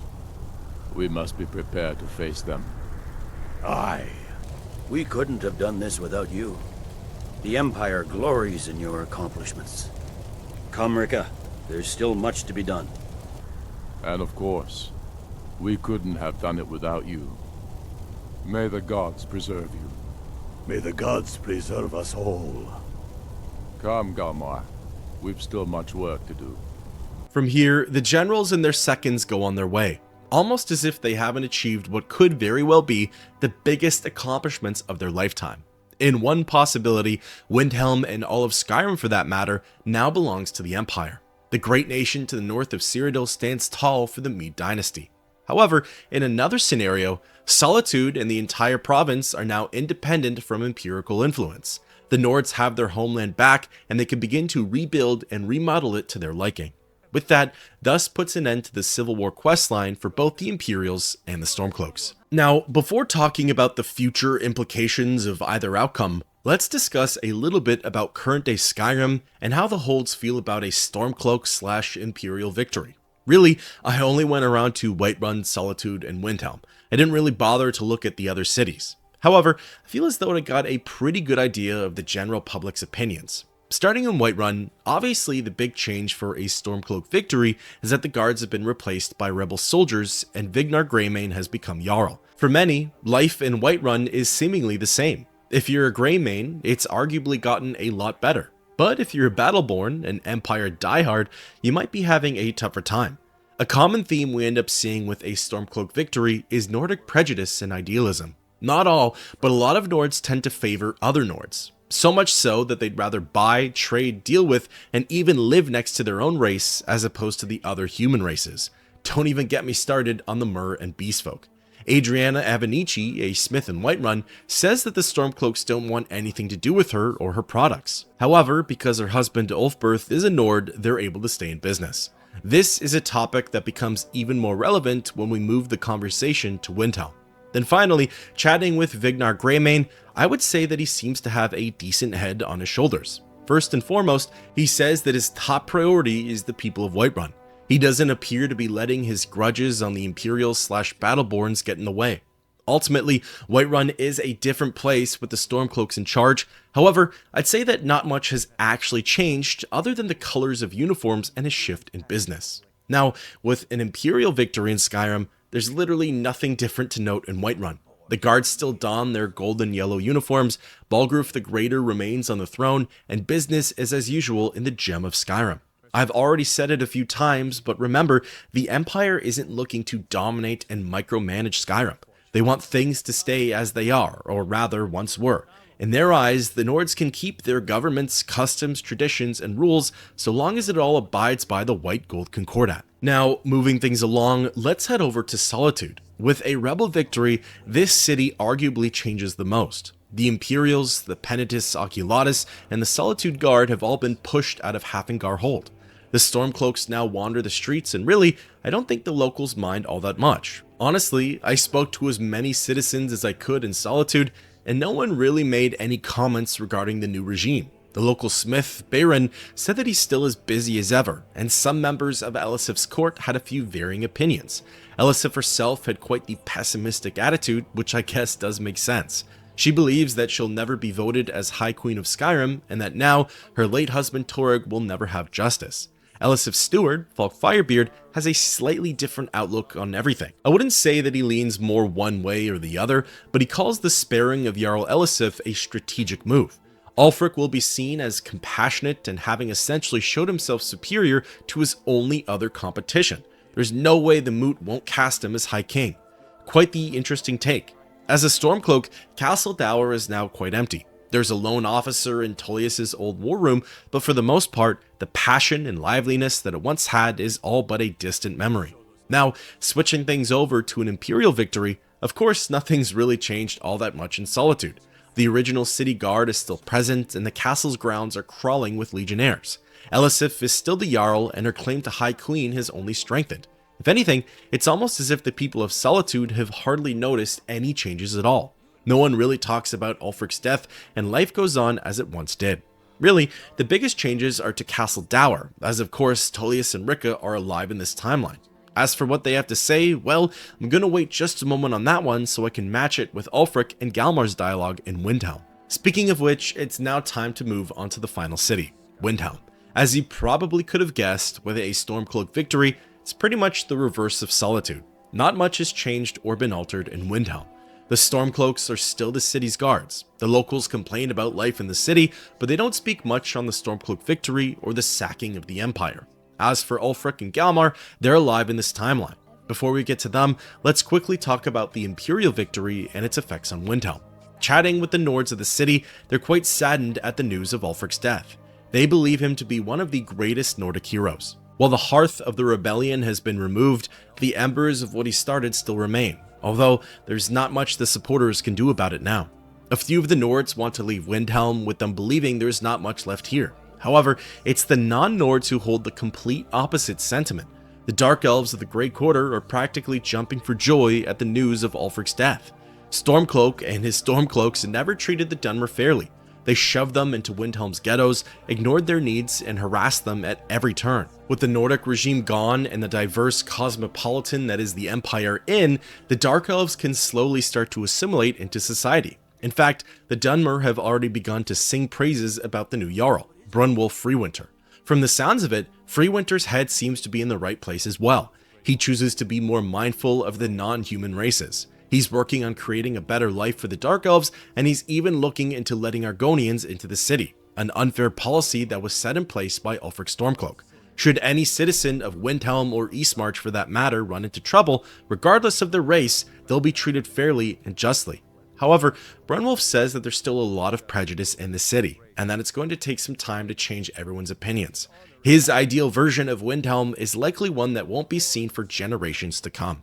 Alright, now let's take a look at what the leaders of both sides have to say. If you fought for the Imperials, your post-questline dialogue is with Legate Rikka and General Tullius. Whereas if you fought with the Stormcloaks, it's Galmar Stonefist and Ulfric Stormcloak. There are those who still call themselves Stormcloaks, who continue to fight us and bring misery to the people, but they are few in number. The ordinary citizen will be happy to get back to life as normal, to have their families return home. And they should enjoy it while they can.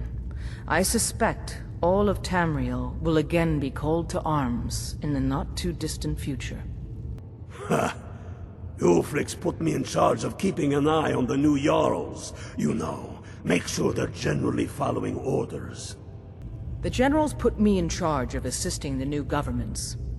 I may understand things here in Skyrim better than the general, but I'm a soldier at heart, not a politician. But I'll do my best. Can't say I'm looking forward to that, but I will also be training men and women for their new armies. The Empire might send over a few legionnaires to make sure we're serious, and of course, we'll be taking the fight to the elves soon enough. This is the land of my birth, the land that shaped me. I'm proud to have any part in making it strong again. We'll need trained, disciplined, and creative warriors ready for all that. No. I trust you'll do more good out there in the world, wherever you damn well please to go. The Legion's work is far from finished, but you are free to roam. I suspect you'll be of greater good to Skyrim out there, in the world. You are a true son of Skyrim. You know what to do. To begin with, killing any legionnaire you find out in the wilderness. I've reports they've hidden military camps out there. If, while you're out there, you stumble into any Stormcloak military camps, I expect you to destroy them. I've reports they are hiding in the hills. There will be peace for a time, during which we must rebuild Skyrim into the land it once was. Strong, self-reliant, the center of mankind. The fiercest of the remaining rebels will continue to harass us, but by and large the people here desire peace. Because getting rid of the Empire was only half the problem. Soon the elves will again seek to rule the world. We must ready ourselves to fight them.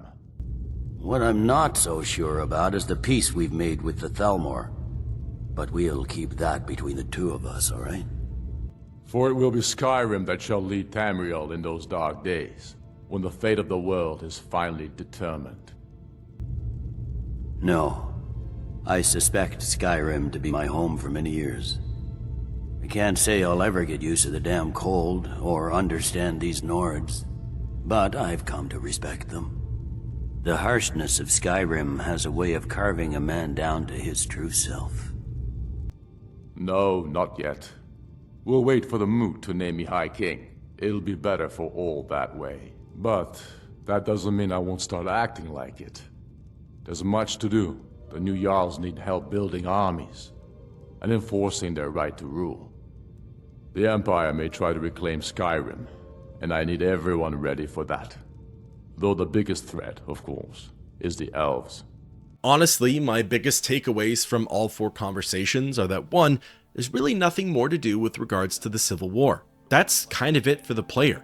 If you really wanted to clear out all of the Imperial and or Stormcloak camps, you absolutely could do that. However, there are no Radiant missions, post-success banter, or really many benefits to your victory.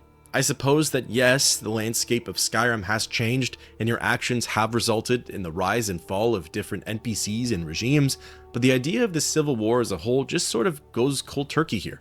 While I want to say that it'd be nice to hear what's next for the Empire/Stormcloaks, all 4 of the leaders literally said what's on the horizon: another war with the Aldmeri Dominion. That leads me to takeaway number 2. Regardless of the victory, both sides believe that the next war is going to be with the Thalmor and that it's coming sooner than later. With an empirical victory, the idea is that the combined might of Skyrim and Cyrodiil could put up a great fight against any further Dominion invasions. Then with a Stormcloak victory, I guess the idea is that the Nords get strong enough and take the fight to the elves. It sounds far-fetched, but technically they've done it before, and I'm sure they would be capable of doing it again. So, before I discuss the future of the elderscrolls and how it ties back to the Civil War, let's quickly talk about the canon ending for this questline. At the beginning of this series, I mentioned that a victory for either side would result in a very different version of Skyrim. With Ulfric's death, the rebellion is quelled and Skyrim is still a part of Tamriel's Third Empire. Trade between Skyrim and Cyrodiil can continue, more legionnaires can be brought into the province, and technically, the Dominion should be able to ease up in northern Tamriel. Part of the reason why the Thalmor even took up residence in Skyrim was because the Nords weren't obeying the terms of the White Gold Concordat. Even though, after the Civil War, select Nords may still worship Talos, the major, loudmouth faction that made it their sole purpose to oppose everything the Dominion stood for is out of the picture. Because of this, there's a chance that overall Thalmor and Dominion activity may die down in Skyrim. After all, remember how a few of the Legionnaires once said that it's the Empire who keeps the Dominion out of Skyrim? That is, without a doubt, 100% true. Skyrim is technically the Empire's jurisdiction. It's up to the Third Empire to keep them in line, or else the Dominion will be forced to step in, and that could cause problems for everyone. Also, I do believe Tullius when he said that this is what the Thalmor wanted: the Empire to crumble from the inside out. With all of the infighting between its provinces, the Empire only gets weakened while the Dominion rests and regrows its armies. Now, I do believe that with an empirical victory, the Empire is still going to allow Skyrim to mostly govern itself. They'll still get to elect their high kings and jarls, they'll still get to follow through with most of their Nordic customs and traditions. Really, the difference at the end of the day is that when the Empire calls on the North for aid, they have to answer. Switching things up, with Tullius' death, we see a very different Skyrim. We see a nation that's become very independent and culturally focused. The Stormcloaks and the Nords aim to rebuild Skyrim from the ground up. They intend to increase trade and relations amongst the holds of the province. Nordic values are brought to the forefront. The Jarls and the Stormcloaks have made it their goal to look after their own people. The idea is that when the day comes and Skyrim becomes strong enough, they'll take the fight to the elves. They'll march on the Somerset Isles and lay waste to the Dominion, just like their ancestors did when they first reached the shores of Tamriel. Listen, before going any further, I just want to say that it isn't black and white. I don't think either side is 100% justified or correct in their actions. It's way more complicated than they're right and they're wrong. However, the Stormcloak ideology infuriates me to no end. They have zero regard for the bigger picture. Not once have they actually said how they're going to rebuild the greatest nation of humans ever, nor have they really thought about the Empire's role in all of this. There's no plan for the near or distant future. Half the country is still sympathetic to the Empire, and they're doing a terrible job at rallying people behind their cause. Naysayers get executed, non-Nords are looked down on, and non-humans are all but shunned. It just feels like Ulfric's plan for the unification of Skyrim is non-existent or poorly thought out. Sure, he's thought about retaliation from the Empire, but what about the Thalmor? What if the Dominion decides to step into Skyrim and take matters into their own hands? Or what if the Dominion takes advantage of a weakened Empire, takes control of Cyrodiil, and has easy access to Skyrim's borders? Honestly, it feels like the Stormcloaks have taken a page out of Dominic Toretto's playbook and thought that through the power of family they can accomplish anything. To me, their approach and logic makes very little sense, and it seems like they're fighting the symptom and not the cause. With that being said though, I wholeheartedly agree that the Emperor screwed them over with the White Gold Concordat. I think the Dominion steamrolled over Titus Mead's dynasty, and the treaty was put in place to save Cyrodiil's skin. The Empire threw Hammerfell and Skyrim under the bus, and the Nords and Redguards have every right to feel cheated. They came to the Empire's aid, saved Titus Mead, offered him shelter, and retook the capital, only to get repaid by having their most revered deity become null and void. I don't blame Ulfric Stormcloak for starting some kind of movement that fights back against an unfair ruling. He felt that his identity and beliefs were being taken away. He was doing what he thought was right and what he thought was in the Nord's best interest. However, how he went about it and what it led to was most definitely not the most ideal approach. If Ulfric had sought for a peaceful solution first, amicably splitting from the Empire, then maybe, just maybe, he could have had more of Skyrim rally behind his cause. If that didn't work, then he could have at least shown the Nords that the Empire doesn't have their best interests at heart. That way, if push came to shove and a civil war ended up breaking out, a unified Skyrim could easily toss out the Imperials. Honestly, I think the Stormcloak Rebellion has a valid argument for their cause, but I don't think that Ulfric Stormcloak is a fit leader. Every issue with the Thalmor and the Empire pretty much stems down to him. I think Jarl Balgruuf's opinion on Ulfric kind of rings true. He focuses on solving his problems through bloodshed rather than diplomacy. He's like a warhound. Unleash him and he'll get great results through fighting, but there's absolutely no reasoning with him. I think the rebels would have had a better shot at getting what they wanted, a unified and independent Skyrim, if Ulfric was never part of the picture. It's because of those reasons that ultimately I find myself siding with the Imperials. I wouldn't even call myself an Imperial fanboy or anything of the sorts. I think the Empire is on their way out, and at this point there's no return, where it's do or die for them. Really though, they are able to actually see the bigger picture. They know that this current world situation isn't permanent. Give the continent another decade or two, and the next Tamriel-wide war is bound to break out. They know that the Thalmor have nefarious intentions, and given the nearest opportunity, they'll strike at the Empire with full force. The Imperials believe that with the help of Skyrim, and hopefully some of the other provinces, they can crush the Third Aldmeri Dominion for good. The Empire knows that in order to win against the Thalmor, they need allies. In a Stormcloak-based Skyrim, there are no allies. The Nords are all but on their own, and how they'll fare against the Elves, well, I have to imagine not as well as a unified empire. Now, with all of that being said, you must be saying, well then, surely he picked the Imperial ending for his playthrough. Actually, I didn't. I decided that the Stormcloak campaign would be the one that this character joins. Why that is? Well, I believe that the Stormcloak victory in Skyrim is the canon ending for the Elder Scrolls V. To preface, never once has it actually been confirmed which side was supposed to win the war. Bethesda has never gone out and directly said the Stormcloaks won or the Empire won. Funnily enough though, in the Skyrim tarot deck and guidebook, Ulfric's Stormcloak is featured on the Strength card, and for his description, it's apparently mentioned that the Stormcloaks were victorious. However, author Tori Schaefer did come out and say that this was only one of the possibilities and that essentially the description was more for flavor than it was a fact. She says that as of this moment, the outcome of the Civil War is still canonically the player's choice. So, putting that to the side for now, why do I feel like a Stormcloak victory is still the canon answer here? Well, there are a few reasons for this. Firstly, it seems like Bethesda is setting up the Empire's downfall across all of Tamriel. It started with the Oblivion Crisis with the deaths of the Septums. Then it went on to the Great War where Alinor, Valenwood, and elsewhere removed the Empire from their provinces. Then it moved to the White Gold Concordat where Hammerfell seceded from the Empire. And lastly, it shuffled over to the Civil War where possibly the Imperials get kicked out of Skyrim. The Dominion sacked the capital, the Empire took it back with the help of their allies, and after signing a peace treaty, those same allies were essentially annexed and the Blades were done for. The longer the story goes on for, it seems as though the Empire is losing its allies and that it's becoming isolated. It's not the same beast that it once was in, say, Morrowind or even Oblivion.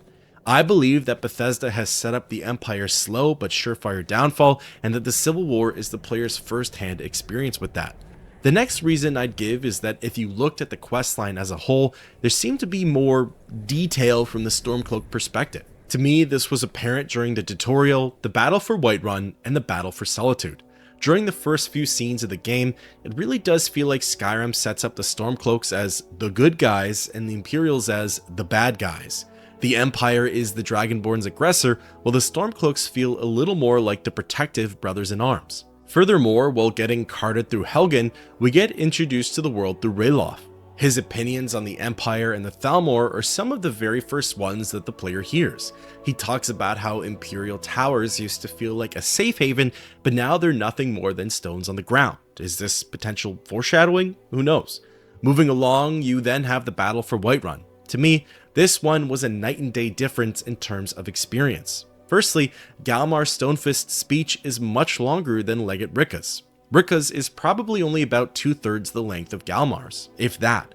I know this is a very minor thing, but it feeds off of something major that I'm going to be circling back to, which is effort. It just felt like there was a little more effort and thought that went into the Rebellion experience versus the Legion experience. I mention this now because if you compare the action sequences for the Stormcloaks and the Empire during the crawl through Whiterun, again it's a night and day difference. The Stormcloaks are bashing through barricades, opening drawbridges, storming through the city, and dueling the Jarl. Meanwhile, the Legion is just kind of holding down the fort and killing soldiers. Don't get me wrong, I know that defending a city isn't nearly as cinematic as taking it, but again it comes down to effort on Bethesda's part. If they really wanted to, they could have added a little more flair and sustenance to the Imperial side. Then lastly, there's the wrap-up of the quest itself. The Stormcloaks defeat the Jarl, he surrenders, Vignar Greymane comes in, the two go back and forth, you hear the dilemma that the Rebellion brings to Skyrim, and the Jarl gets upset with the player for choosing the Stormcloaks over the Empire. After all is said and done, the rebels are now watching over the city, and the government has been completely changed out. Meanwhile, the Legion ending has no big duel, and the Jarl just sort of gives the Imperials 2 thumbs up. Not a bad ending by any means, but again, to me, it comes down to effort and intention. The Stormcloaks side received a lot more attention in the writing room on this one, and I believe it's for a reason. Then lastly, you have the Battle for Solitude. Admittedly, the discrepancies for this one are a little less obvious. Really, where I noticed the biggest difference was during the final confrontation. While storming Castle Dour, Legate Ricka is quick to intercept Ulfric, and the two go back and forth for quite some time. Furthermore, when Tullius is downed, he has his whole "you don't get it" kind of moment. He talks about the Thalmor's intentions and how they're the masterminds behind everything. Then, once it's all said and done, Ulfric turns to the player and asks to mention you in his speech, which by the way, is longer than General Tullius's. Also, while storming the White Palace, both Galmar and Ulfric hardly say anything, and Tullius doesn't interact with the Dragonborn nearly as much as Ulfric does. Trust me, I know most of these are minute and nothing burgers, but combined, I feel as though they hint at something bigger. To me, it comes down to the effort behind each interaction, and time again, it appears as though the Stormcloak storyline has received a little more attention than the Empire's. In my eyes, why put more focus on one storyline if you don't want that one to be presented as the canon event? Then finally, the last reason as to why I feel as though the Stormcloak victory is canon in Skyrim is because of the intention. I'm hoping this idea makes sense. Maybe some of you might understand, maybe some of you won't. But basically, why create this civil war and change the political landscape of Skyrim if it's not going to actually lead anywhere? Why throw Skyrim into chaos and bring on the idea of significant change if nothing's actually going to come of it? With a Stormcloak victory, you have all this new dialogue, you have the city watch being replaced by Stormcloak soldiers, Jarls are getting switched out, there were more fleshed out quests, the dialogue seemed more important and meaningful. The list goes on and on. Why make an empirical victory canon when nothing really changes, the quests have less detail, and the Empire is already in decline? I guess when it all comes down to it, to me, from a storytelling experience, it almost feels like the Civil War was all for nothing if the Empire comes out victorious. I don't see where the story would go if the Empire essentially just comes out even. What actually changes in Tamriel and what advances get made to the story? Meanwhile, a Stormcloak victory results in an independent province, a weakened empire, and the setup for an even more interesting Great War. At the end of the day, even I could admit that this isn't my strongest point, but I have to imagine that those who understand what I'm saying feel the same way with regards to the storyline. The intention, effort, and focus put into the storytelling makes it seem like the Stormcloaks were supposed to be the ones who came out on top. Honestly though, I wouldn't be surprised if we get an update saying that both sides settled their differences in a peaceful way and joined forces. I doubt that would actually happen, but at this point you never know. Alright, then the last thing I wanted to talk about for this series was the implications of the Civil War. How could this storyline affect the Elder Scrolls 6 and the future of the franchise? Well, I really don't see the next game skipping over the fallout. I don't think there's any way Bethesda will have created the Great War, the tension with the Aldmeri Dominion, the decline of the Empire, or the Civil War without expanding on it in the next game. There's a chance that the Elder Scrolls 6's main storyline has nothing to do with the Dominion, but I sincerely doubt it. At worst, we'd hear about the ramifications of the Great War and the Civil War in passing, but I also don't think Bethesda would let such an event go to the wayside. Now, there are plenty of theories as to what the Elder Scrolls 6 could be about. I even have a video of it up on this channel, but I don't want to get into that for this video. Essentially, I just want to touch on what a Stormcloak victory could mean for the future of the continent and what an empirical victory could mean. Obviously, I've already mentioned some possibilities and ideas. Just to tighten them up though, I think a Stormcloak victory declares the end of the Empire as we know it. I don't see the Third Empire lasting, I think the Mead Dynasty will fall, and I believe in some way, shape, or form, the Aldmeri Dominion will become the ruling regime. Or at least they'll try to. Skyrim could very well become the powerhouse that Ulfric promised it would be, but I don't think Skyrim alone could take on the Thalmor. I think Cyrodiil would ultimately fall, or at the very least, become weakened and obsolete. This is what could bring the series over to Hammerfell, as if you recall, it was both Skyrim and Hammerfell that got the short end of the stick when the White Gold Concordat was signed. As of the 4th era, year 201, the Redguards are still dealing with the Dominion as well as their own problems. Admittedly, I don't see the Empire or Stormcloaks playing a big role in Hammerfell's politics, at least not anymore. That's why at worst, I could see the Civil War getting a mention in the Elder Scrolls 6, as it just might not be relevant to the events at hand.